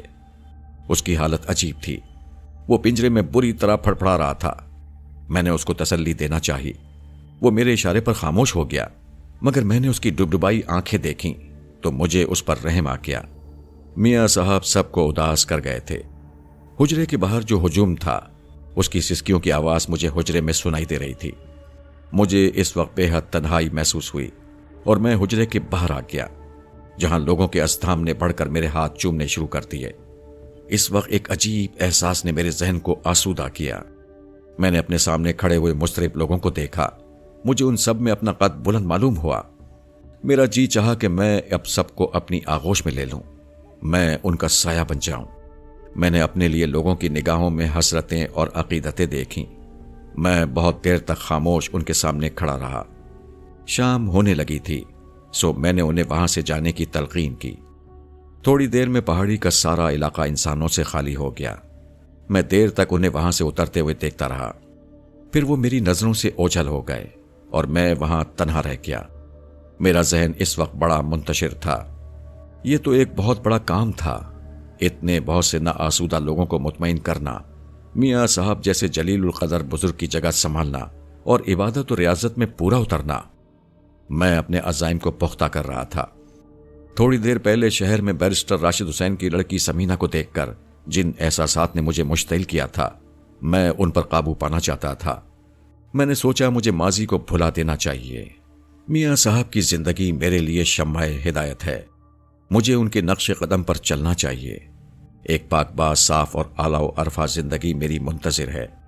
مجھے آخرت میں اپنے لیے ایک پرسکون جگہ بنانی ہے، تو اس دنیا میں نفس کو آلائشوں سے پاک رکھنا ہوگا۔ میں ایک عزم لیے اٹھا، نیکیوں اور صداقتوں کا عزم، اور پھر میں نے دیکھا جنوں کا ایک پورا جتھا موجود ہے۔ ابو الحسن ان سب میں آگے ہیں۔ میں نے ان کی نگاہوں میں اپنے لیے وارستگی دیکھی۔ ابو الحسن نے میرے قریب آ کر میرے کاندھے پر ہاتھ رکھا اور گلوگیر آواز میں کہنے لگے، خدا آپ کو میاں صاحب جیسی بزرگیاں عطا کرے، ہم سب آپ کے ساتھ ہیں۔ میاں صاحب نے ہمیں یہی حکم دیا تھا۔ مغرب کی نماز ہم سب نے ساتھ پڑھی۔ شام کو ابو الحسن مجھے اپنے گھر کی طرف لے گئے، جہاں ان کی نوجوان لڑکی در شہوار نے پڑھ کر میری پذیرائی کی۔ در شہوار کے حسن و جمال کے بارے میں پہلے ہی عرض کر چکا ہوں۔ مجھے اس دوشیزہ سے خاص انس تھا اور وہ بھی میرا بہت خیال رکھ رہی تھی۔ اس شام در شہوار نے میری خاطر مدارات میں زیادہ سرگرمی دکھائی۔ ابو الحسن کا لہجہ بھی بدل چکا تھا۔ میں نے اسی تندوئی اور مستدی کو میاں صاحب کے عہدۂ جلیلہ پر خود کو متمکن ہونے کا سبب سمجھا۔ ابو الحسن کا گھر میرے لیے ایک ایسا گھر تھا جہاں مجھے کوئی اجنبیت محسوس نہ ہوئی تھی۔ یہاں آ کر اور در شہوار کی توجہ پا کر میاں صاحب کی عدم موجودگی کا غم مجھے بہت کم ہوتا نظر آتا۔ میاں صاحب کے وصال کے بعد میں نے ان کی جگہ سنبھال لی اور پوری توجہ اور انہماک سے میاں صاحب کے اس مشن کو جاری رکھا جو انہوں نے مجھے سونپا تھا۔ میرے شب و روز عبادت و ریاضت میں گزرنے لگے۔ اب عبادت میں مجھے لطف آنے لگا تھا۔ کوئی تمام دل جمی اور استغراق کامل سے عبادت کرے تو اسے اپنا جسم اور اس کی گرانی محسوس نہیں ہوتی۔ جسم بے وزن ہو جاتا ہے اور لطافتیں فرد کا احاطہ کر لیتی ہیں۔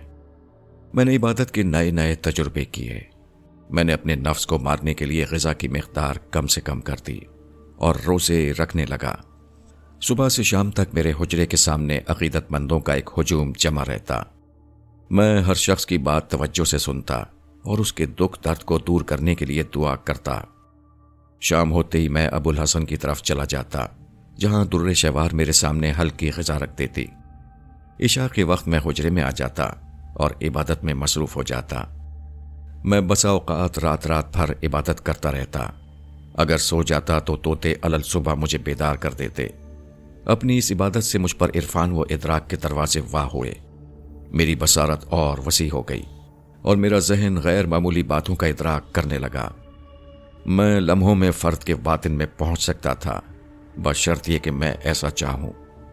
جیسے جیسے مجھے روحانی طاقتیں اور بصیرتیں ملتی گئیں، میرے اندر انہیں اور حاصل کرنے کی خود غرضی بھی بڑھتی گئی۔ میں نے عبادت میں خود کو اور وقف کیا اور روحانی علوم کا مطالعہ شروع کر دیا۔ وظائف اور بطور خاص اسم اعظم میں خود کو بہت مصروف کیا، لیکن میں نے اب تک روحوں کو طلب نہیں کیا تھا۔ میاں صاحب نے مجھے ہدایت کی تھی کہ بلا ضرورت روحوں کو زحمت دینا مناسب نہیں۔ عجیب بات تھی کہ کہ میاں صاحب سے سب سے زیادہ روحوں کو طلب اور انہیں قبضے میں کرنے کا عمل سیکھنے کا اشتیاق تھا۔ جب میں نے اسے سیکھ لیا تو کبھی اس بات کی کوشش نہیں کی کہ میں بھی روحوں کا اجلاس طلب کروں۔ مجھے معلوم تھا کہ ایک نووارث کو روحوں کی طلبی میں بڑی دقت پیش آتی ہے۔ میں اس وقت سے بھی گزر سکتا تھا، مگر مجھے روحوں کی طلبی کی ضرورت ہی نہیں پڑی۔ میں تو خود سے بے نیاز ہو گیا تھا۔ ایک دن حد ہو گئی۔ پنڈت اونکار ناتھ نے میرے علم و فضل اور روحانی طاقت کی آزمائش کے لیے ایک آدمی بھیجا۔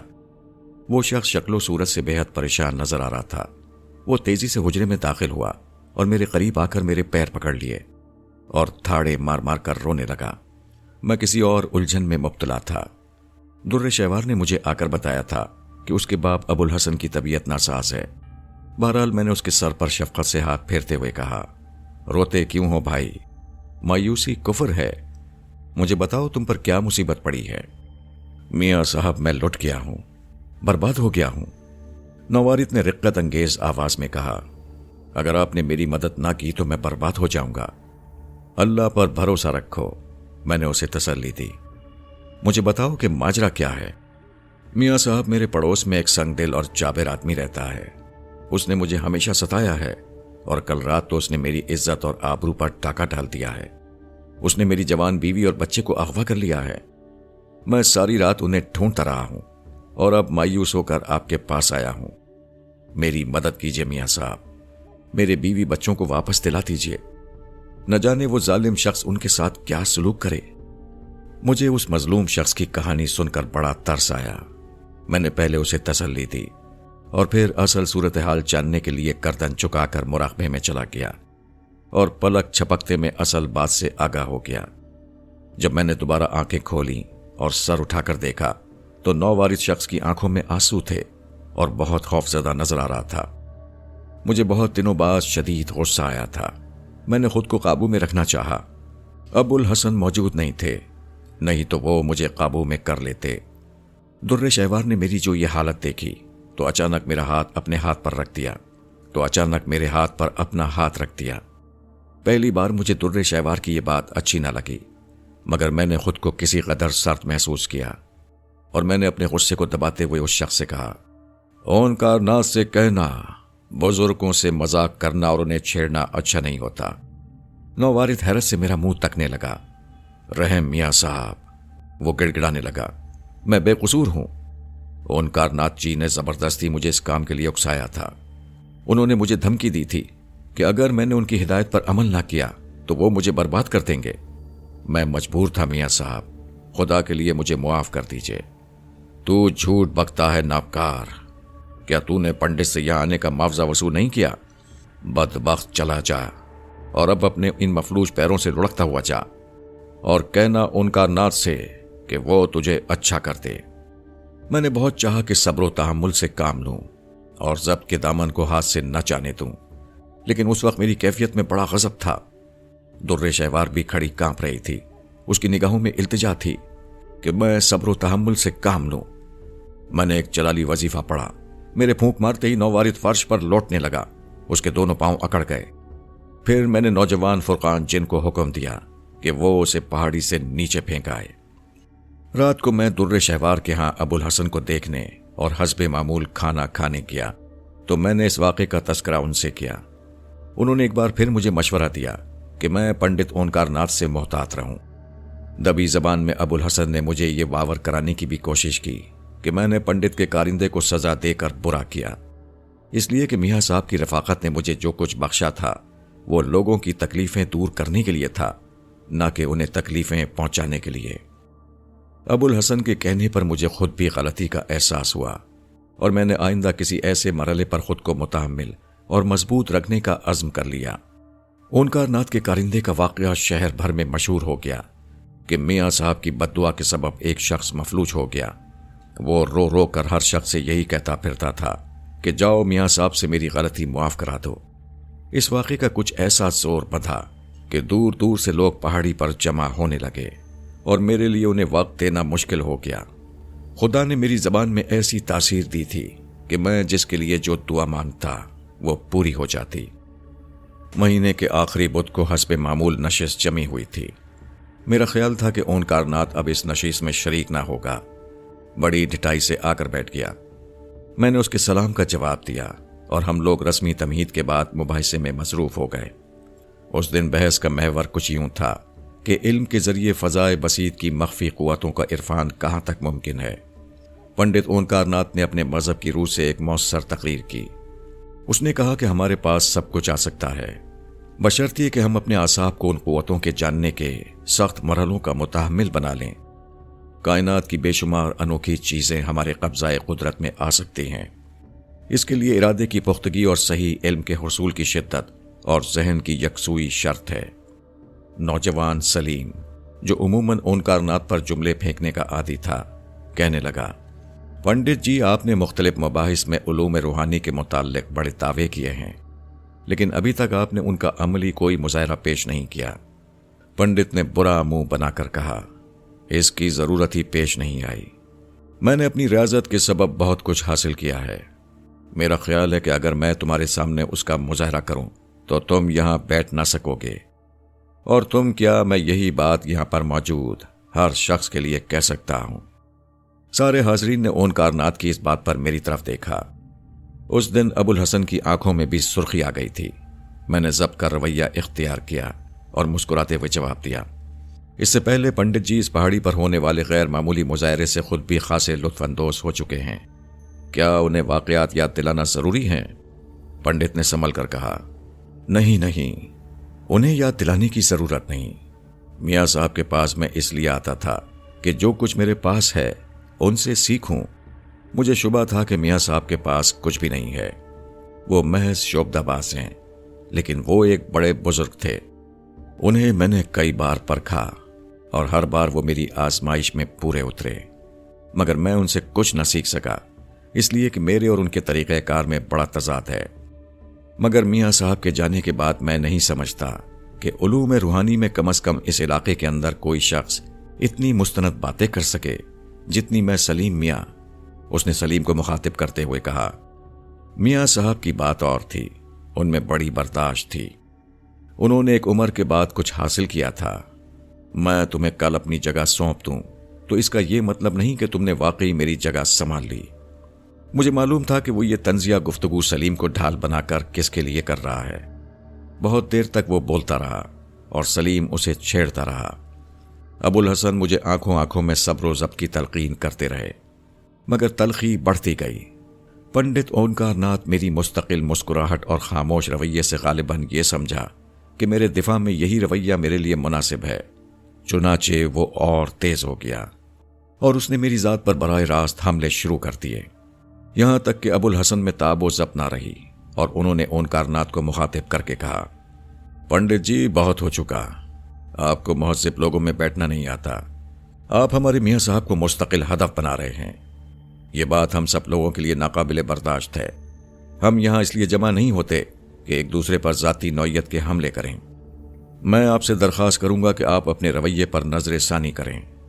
بصورت دیگر میاں صاحب کے عطاب سے آپ نس نہ سکیں گے اور نہ ہی ہم آپ کو بچا سکیں گے۔ پنڈت اونکار ناتھ کا اس بات پر خفا ہونا لازم تھا۔ اس نے قہر آلود نظروں سے ابو الحسن کو دیکھا اور نہایت اشتعال انگیز لہجے میں کہنے لگا، میں کوئی چیلنج نہیں کر رہا، میں نے اگر ایسی کوئی بات کی ہے تو میں معذرت خواہ ہوں، تاہم میں میاں صاحب کے عطاب کو بخوشی قبول کروں گا۔ میاں صاحب کا عطاب یقیناً میرے لیے لطف کا باعث ہوگا، مگر میں میاں صاحب کے کسی عطاب کے عمل سے پہلے آپ کو یہ مشورہ دوں گا کہ آپ روحانی طور پر پہلے سے اپنا دفاع کر لیں۔ سلیم نے پنڈت سے نوکیلے انداز میں کہا، میں اپنا دفاع کرنا جانتا ہوں سلیم میاں، میں یہاں کبھی تنہا نہیں آیا، میرے ساتھ میرا علم، میری ریاضت آتی ہے، میرے ساتھ ماورائی طاقتیں آتی ہیں، میں ہمیشہ مسلح رہتا ہوں اور میں اس بات کا منتظر ہوں کہ میاں صاحب مجھے اپنے عطاب سے نوازیں۔ پنڈت نے دلیری سے جواب دیا۔ خوب، سلیم نے کہا، میں آپ سے درخواست کروں گا کہ اپنی ماورائی طاقتوں کا کوئی جلوہ ہمیں بھی دکھائیں۔ ہم نے آج تک بحثیں سنی ہیں، روحانی قوتوں کا عملی مظاہرہ نہیں دیکھا۔ میں اس دوران خاموش رہا۔ ابو الحسن اور سلیم بولتے رہے۔ ان کی گفتگو سے پنڈت اونکار ناتھ کا اشتعال کم نہیں ہوا اور بڑھ گیا۔ مجھے معلوم تھا کہ وہ مجھ سے اس قدر ناراض کیوں ہے۔ مجھے یہ بھی علم تھا کہ آج وہ خطرناک ارادوں سے اس پہاڑی پر آیا ہے۔ مگر چونکہ وہ میرے علاقے میں تھا اور میرے مہمان کی حیثیت رکھتا تھا، اس لیے میں نے اس کی باتوں سے حد الامکان درگزر کیا اور اس سے بڑے سپاٹ لہجے میں کہا، پنڈت جی، تلخ ہونے کی ضرورت نہیں، آج آپ تو بہت ناراض معلوم ہوتے ہیں، چھوڑیے بھی، تلخیاں تو خود بخود پیدا ہو گئی ہیں شاہد میاں، ان لوگوں نے مجھے چیلنج کیا ہے، میں چاہوں گا کہ آپ میری ان گستاخیوں پر مجھے سزا دیں، پنڈت نے نفرت بھرے لہجے میں کہا۔ میرا خیال ہے یہ دوستوں کی محفل ہے، اس میں آپس میں ایسی باتیں مناسب نہیں، ہم لوگ ساتھ اٹھتے بیٹھتے ہیں، ہمیں بزرگوں کا طرز عمل اختیار کرنا چاہیے، کچھ سیکھنا چاہیے اور کچھ سکھانا چاہیے، میں نے بظاہر نرمی سے کہا، لیکن میرے اندر ایک طوفان برپا تھا اور میں ابھی اسی لمحے پنڈت کو پہاڑی سے نیچے پھینک دینا چاہتا تھا۔ سلیم میاں، پنڈت نے تنتنے سے کہا، میاں صاحب نے مجھے معاف کر دیا، مگر میں تمہیں اپنی روحانی طاقتوں کا مظاہرہ ضرور دکھاؤں گا، ادھر دیکھو۔ اس نے مشرقی جانب حاضرین کی توجہ مبذول کرائی اور اپنے دونوں ہاتھوں کو کچھ پڑھ کر زور زور سے جھٹکا، سامنے کی طرف دیکھتے ہی دیکھتے دھواں پھیل گیا، پنڈت کی نظروں میں خون ہی خون تھا اور وہ کچھ پڑھتا جاتا تھا اور زور زور سے ہاتھ چھٹک رہا تھا۔ ہم سب اس کے پراسرار عمل کو حیرت سے دیکھ رہے تھے، یہاں تک کہ وہ دھواں سمٹنے لگا اور پوری پہاڑی کربناک چیخوں سے گونجنے لگی۔ دھوئیں نے مختلف قسم کی عجیب و غریب شکلیں اختیار کر لیں۔ ہم نے اپنے سامنے ان گنت چھوٹے چھوٹے قد کے انسان نما جانور یا جانور نما انسان دیکھے جو پنڈت کے اشاروں پر ناچتے اور چیخنے چلانے لگے۔ ان کے دانت بڑے بڑے تھے اور شکلیں ایک دوسرے سے بالکل مختلف۔ جب اس مخلوق کا رقص شروع ہو گیا تو پنڈت نے میری طرف افتخار کی نظروں سے دیکھا۔ میرے چہرے پر اعتماد اور میرے لبوں پر مسکراہٹ دیکھ کر یقیناً اسے اچنبھا ہوا ہوگا۔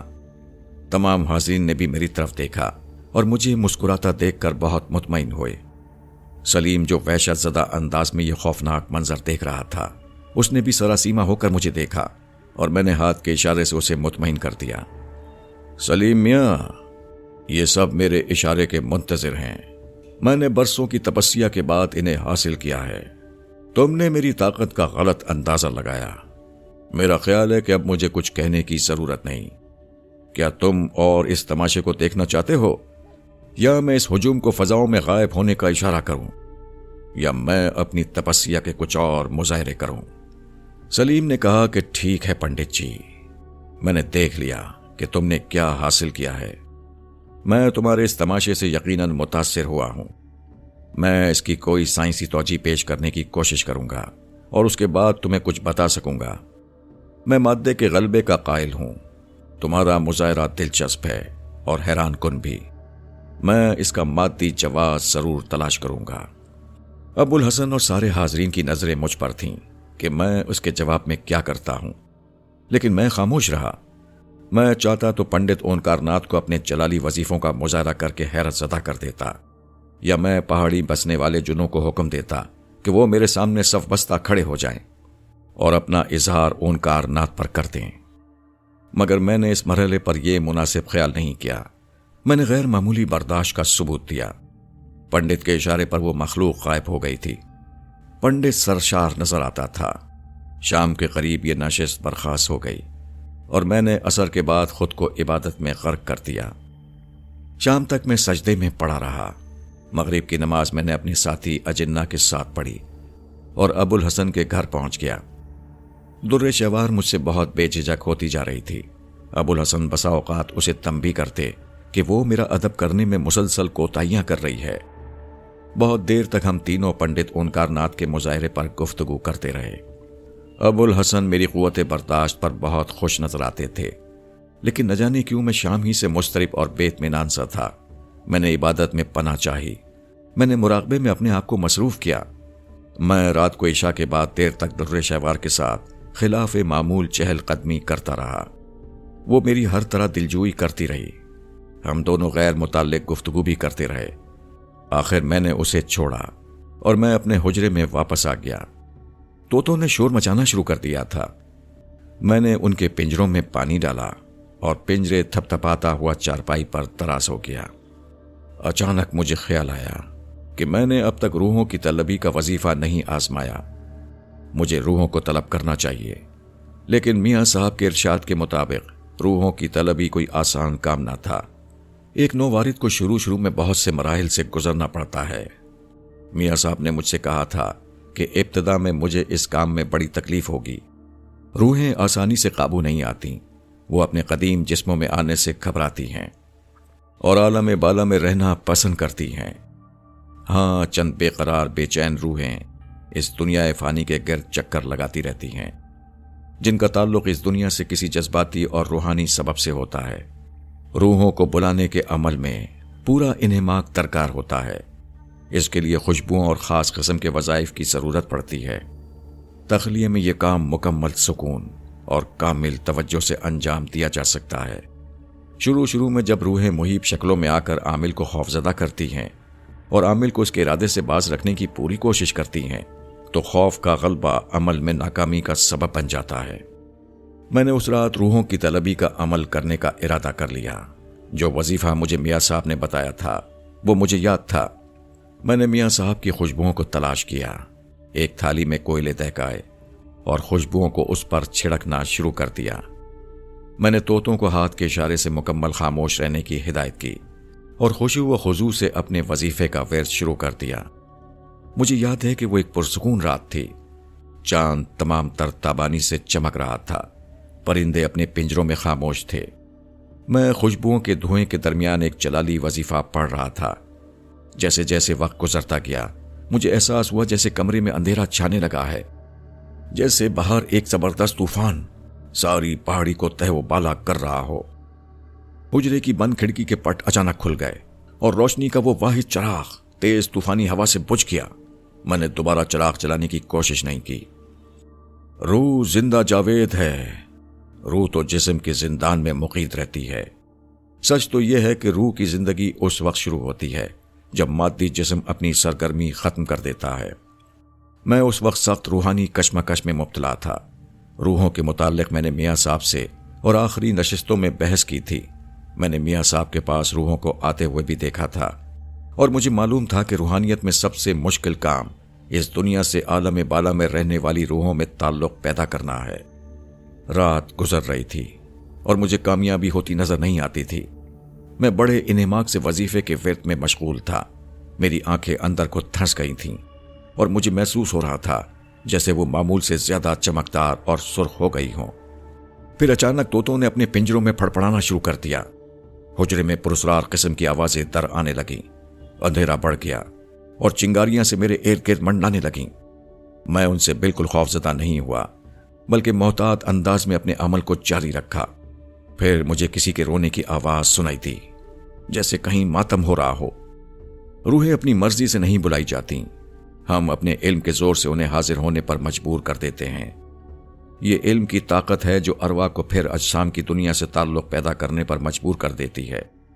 میاں صاحب نے مجھے بتایا تھا کہ روحوں میں انسانوں کی طرح مختلف مزاج اور طبیعت کی روحیں ہوتی ہیں، نیک و بد، شریف و ذلیل۔ اس وقت میں جس روح کو طلب کرنا چاہتا تھا وہ وہی روح تھی جو میاں صاحب کے پاس ایک دوشیزہ کی شکل میں آتی تھی، جس کا نام الماس تھا۔ حالانکہ میں سب سے پہلے اپنی والدہ کی روح سے بات کرنا چاہتا تھا، مگر میں نے روحوں کے متعلق مزید معلومات حاصل کرنے کے لیے الماس کو پہلے طلب کرنے کا ارادہ کیا۔ لیکن الماس جو میاں صاحب کے ایک اشارے پر حاضر ہو جاتی تھی، مجھے بڑے سخت امتحان میں ڈالے ہوئے تھی۔ میری حالت غیر ہو گئی تھی۔ دھوئیں کے سفید بادل عجیب عجیب شکلیں اختیار کر کے مجھے وظیفے میں ناکام بنانے کی صحیح کر رہے تھے۔ جب تیز ہوا کے جھکڑ، طوفان، آگ کے شعلے اور دھوئیں کے مرغولے مجھے آزما چکے تو میں نے محسوس کیا کہ سارا حجرہ لرز رہا ہے۔ طوطوں کو آواز نکالنے کی اجازت نہیں تھی، لیکن ان کی پھڑپڑاہٹ اور بے چینی بتا رہی تھی کہ وہ اس صورتحال سے بہت زیادہ خوفزدہ ہیں۔ میں اپنا وظیفہ مکمل کر چکا تھا۔ میں نے بڑے اعتماد کے ساتھ اپنے ہاتھ بلند کیے اور چھت کی طرف گھور کر کہا، اے مقدس روح، اب حاضر ہو جاؤ۔ میں میاں صاحب کا نمائندہ ہوں اور انہوں نے مجھے تمہیں بلانے پر آمادگی ظاہر کی ہے۔ اب آ جاؤ اے پاک سیرت دوشیزہ، مجھے تم سے ضروری کام ہے۔ الماس، اب آ جاؤ۔ میری آواز کے جواب میں کامل سکوت رہا۔ طوطے بھی اب خاموش ہو چکے تھے، ہوا کا زور ختم ہو چکا تھا۔ میں نے تھالی میں رکھے کوئلوں پر پھر خوشبو ڈالی اور چراغ جلا کر الماس کو آواز دیتا رہا۔ चंद लम्हों बाद हुजरे में खुशबू ही खुशबू फैल गई और धुएं का एक हेवला मेरे सामने लहराते लहराते अलमास की शक्ल इख्तियार कर गया। वही अलमास जिसका हुस्न बेनजीर था, आंखें जिसकी नशीली और अंदाज जिसके शाहाना थे, वो मेरे सामने आकर झुक गई। मैंने मियाँ साहब वाले लहजे में उससे कहा, ऐ रूहे अलमास, मैं तुझे इस हुजरे में खुशामदीद कहता हूं। अलमास ने झुककर मुझे जवाब दिया। मैंने अपनी बात जारी रखी, दोशीज़ा अलमास, जैसा कि तुझे मालूम होगा कि मैं इस इलाके में मियाँ साहब का जानशीन मुकर्रर किया गया हूं। मियाँ साहब ने मुझे रूहों की तलबी का सबसे मुश्किल वजीफा भी बता दिया है। मैं सबसे पहले अपनी माँ की रूह को ज़हमत देना चाहता था। उनका इंतकाल मेरी अदम मौजूदगी में हुआ था। मैं उन्हें देख भी नहीं सका, मगर मैंने पहले तुझे तलब किया, इसलिए कि तू मियाँ साहब के तरीक़े कार से वाकिफ़ है और मैं मियाँ साहब के नक्श कदम पर चलने की सही करता हूँ। क्या तुझे मालूम है कि तुझे यहाँ किस लिए तलब किया गया है? हाँ, मुझे सब मालूम रहता है। आप मुझसे बातें करना चाहते हैं और रूहों के मुताल्लिक कुछ हक़ाइक़ जानने के लिए मुस्तरिब हैं। बेशक ये सही है, तेरी ज़बान शीरी और तेरा अंदाज दिलनशीन है। तू अपनी ज़बान से रूहों के मुताल्लिक कुछ बता। दोशीज़ा रूह कुछ देर खामोश रही, फिर उसने गहरी सांस लेकर कहा, जिस्म की कैद से आज़ाद होने वाली तमाम रूहों का अपना एक आलम है। वो जो अज़ल से अब तक पैदा किए गए अपने इख्तिताम के बाद रूह से जुदा हो जाते हैं और वो तमाम रूहें अबदी हैसियत रखती हैं। वो आलम अरवा में क़याम पजीर हैं। जिस्म रूह का जिंदान है। रूह की बहुत ही गैर मामूली सलाहियतें जिस्म के कैद खाने में दब जाती हैं। जब जिस्म को शिकस्त हो जाती है तो रूह का उसका सही मकाम मिलता है। रूह की हिस्से इदराक जिस्म से उसके इंतकाल के बाद 1000 गुना बढ़ जाती है। लेकिन ये तमाम रूहें दुनिया रंगो बू से बेनियाज होती हैं।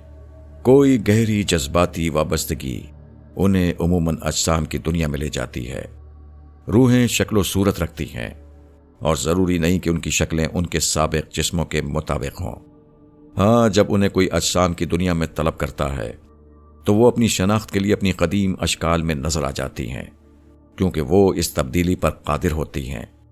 रूहों पर ज़मा व मकान के तग़य्युरात असरअंदाज नहीं होते, लेकिन वो अजसाम की दुनिया से अलहदा होकर भी अपनी पहली जिंदगी का गहरा असर कबूल किए हुए होती हैं। ज़बान, अंदाज, आदात व अतवार और दूसरी खुसूसियात में उनका इम्तियाज़ महज इस वजह से है कि वो आलम अरवा में आने से पहले मुख्तलिफ इलाकों, फ़िरक़ों और जहनों के लोगों में थी। इसलिए नेक व बदरूहें आलम अरवा में मौजूद हैं। रूहें आसानी से काबू में नहीं आती, क्योंकि जिस्म की दुनिया में आमद उन्हें पसंद नहीं होती। सिर्फ इल्म व फजल ही उन्हें काबू में करता है। बहुत कम लोगों को यह फजीलत हासिल होती है कि वो रूहों को तलब करें और उन पर कुदरत हासिल कर सकें। इस एतबार से आप आम बुजुर्गों और आमिलों से यकीनन अफजल हैं। मैं दोशीज़ा की इस तकरीर दिल पजीर को सुनता रहा। मुझे आलम अरवाह के मुताल्लिक तमाम हक़ाइक़ पहले से मालूम थे, लेकिन अलमास के लहजे में शाहाना तमकनत थी। उसके यहाँ एक वक़ार था, यानी वो पहले किसी शरीफ और आला ख़ानदान में पैदा होने वाले जिस्म में मुक़ीद होगी। मैं उससे गुफ्तगू करते रहना चाहता था। मुझे उस रूह से गुफ्तगू करके जो सुकून क़ल्बी हासिल हुआ वो बयान से बाहर है। मैं उससे न जाने क्या क्या पूछता रहा और वो किसी जिंदा जिस्म, किसी खूबसूरत दोशीज़ा के नर्म व गुदास लहजे में मुझसे बातें करती रही। ओ नेक दोशीज़ा अलमास, क्या मेरे हुक्म पर तू मेरी हर ख्वाहिश पूरी करने पर कादिर है? अलमास ने जवाब दिया, हाँ, मगर रूहों की भी मुकर्रर करदा सलाहियतें होती हैं। गो वो जिंदा इंसानों से बहुत ज़्यादा हैं। ताहम मुझे आपका हर हुक्म बजा लाने में मुसर्रत होगी। मैं उस वक्त तक आपके अहकाम की बजा आवरी करती रहूंगी जब तक दूसरी मावराई ताकतें मेरे आड़े ना आएं। दूसरी मावराई ताकतों से तुम्हारी क्या मुराद है? मैंने तशवीश से पूछा। दूसरों का इल्म व फजल, दूसरी ताकतवर रूहें और कायनात में खालिक कायनात के पैदा किए हुए अनगिनत मज़ाहिर किसी वक्त भी मुझे आपके हुक्म से बाज रख सकते हैं। ठीक है, ठीक है, मैंने बुड़बुड़ाते हुए कहा। मुझे मालूम है इस कायनात में हमारी हैसियत कुछ नहीं। हम जो कुछ हैं ना होने के बराबर हैं अलमास। मैंने कुछ सोचते हुए कहा, असल में मैंने तुम्हें इसलिए तलब किया था کہ میں اپنے ماں باپ اور بہن کی روح سے ملنا چاہتا ہوں، کیا تم اس کا انتظام کر دو گی؟ میں چند ساتوں بعد انہیں تلاش کر کے آپ کے پاس لے آتی ہوں۔ یہ کہہ کر وہ دھوئیں میں تبدیل ہوئی اور غائب ہو گئی۔ میں نے درمیان کا وقفہ بڑے اضطراب میں گزارا۔ میں اسی طرح بیٹھا رہا۔ مجھے معلوم تھا کہ الماس کو زیادہ دیر نہیں ہوگی۔ یہی ہوا بھی۔ الماس میرے ماں باپ کی روح کے ساتھ تھوڑی دیر میں آ گئی۔ اپنے باپ کو اپنے سامنے دیکھ کر میری آنکھوں میں آنسو آ گئے۔ کوئی اور ہوتا تو مرے ہوئے باپ کو اس حالت میں دیکھ کر لرز جاتا، لیکن مجھے کوئی حیرت نہ ہوئی۔ میں بے اختیار ہو کر انہیں پکارنے لگا۔ وہ مجھے عجیب حلیے میں نظر آئے، پریشان پریشان، خاموش خاموش۔ جب انہوں نے مجھے دیکھا تو ان کی آنکھوں میں چمک پیدا ہوئی۔ میں نے انہیں سلام کیا اور اپنی روحانی ترقی کے بارے میں بتایا۔ انہیں دیکھ کر مجھے بیرسٹر راشد حسین یاد آ گیا، جس کی وجہ سے ہمارا پورا گھر تباہ ہو گیا تھا۔ میں نے ان کے سامنے بیرسٹر راشد حسین کا تذکرہ کیا تو انہوں نے مجھے درگزر کرنے کی تلقین کی اور مجھے دعائیں دیتے ہوئے رخصت ہو گئے۔ میں نے انہیں زیادہ دیر روک کر زحمت نہیں دی، میں تو ان کا چہرہ دیکھنا چاہتا تھا۔ پھر میری ماں میرے پاس آئی۔ اس کا انداز وہی والہانہ تھا۔ اسے دیکھ کر مجھے بہت رونا آیا۔ میری ہچکیاں بن گئیں۔ میرا جی چاہا کہ میں اس سے گلے مل کر بہت روؤں، میں اپنی زندگی ختم کر لوں اور اپنی ماں کے پاس چلا جاؤں۔ لیکن میری ماں نے مجھے تلقین کی کہ عالم ارواح سے زیادہ بے بس انسانوں کو میری ضرورت ہے۔ وہ بھی میری اس کامیابی پر بہت نازا تھیں۔ اپنی ماں کو دیکھ کر میری کیفیت بدل گئی۔ مجھے الماس کی موجودگی کا خیال بھی نہ رہا۔ میں بالکل بچہ بن گیا۔ میں نے ماں سے کہا، اماں تمہیں دیکھ کر میرے زخم تازہ ہو گئے ہیں۔ ہم لوگوں کے ساتھ بڑا ظلم ہوا ہے، میں اس کا بدلہ ضرور لوں گا۔ میری ماں نے بےتابی سے اپنے منہ پر انگلی رکھی اور کہنے لگی، نہیں منو۔ منو میرے بچپن کا نام تھا۔ میری جان، اب بدلہ لینے کی ضرورت نہیں۔ خدا نے اس کے بدلے تمہیں فضیلت کے اس راستے پر ڈال دیا، یہی بہت ہے۔ تم ہمارے گناہوں کو بخشوانے کا سبب بن گئے ہو۔ خدمت میں عظمت ہے منو، انسانوں کی خدمت کیے جاؤ، اسی میں بڑائی ہے۔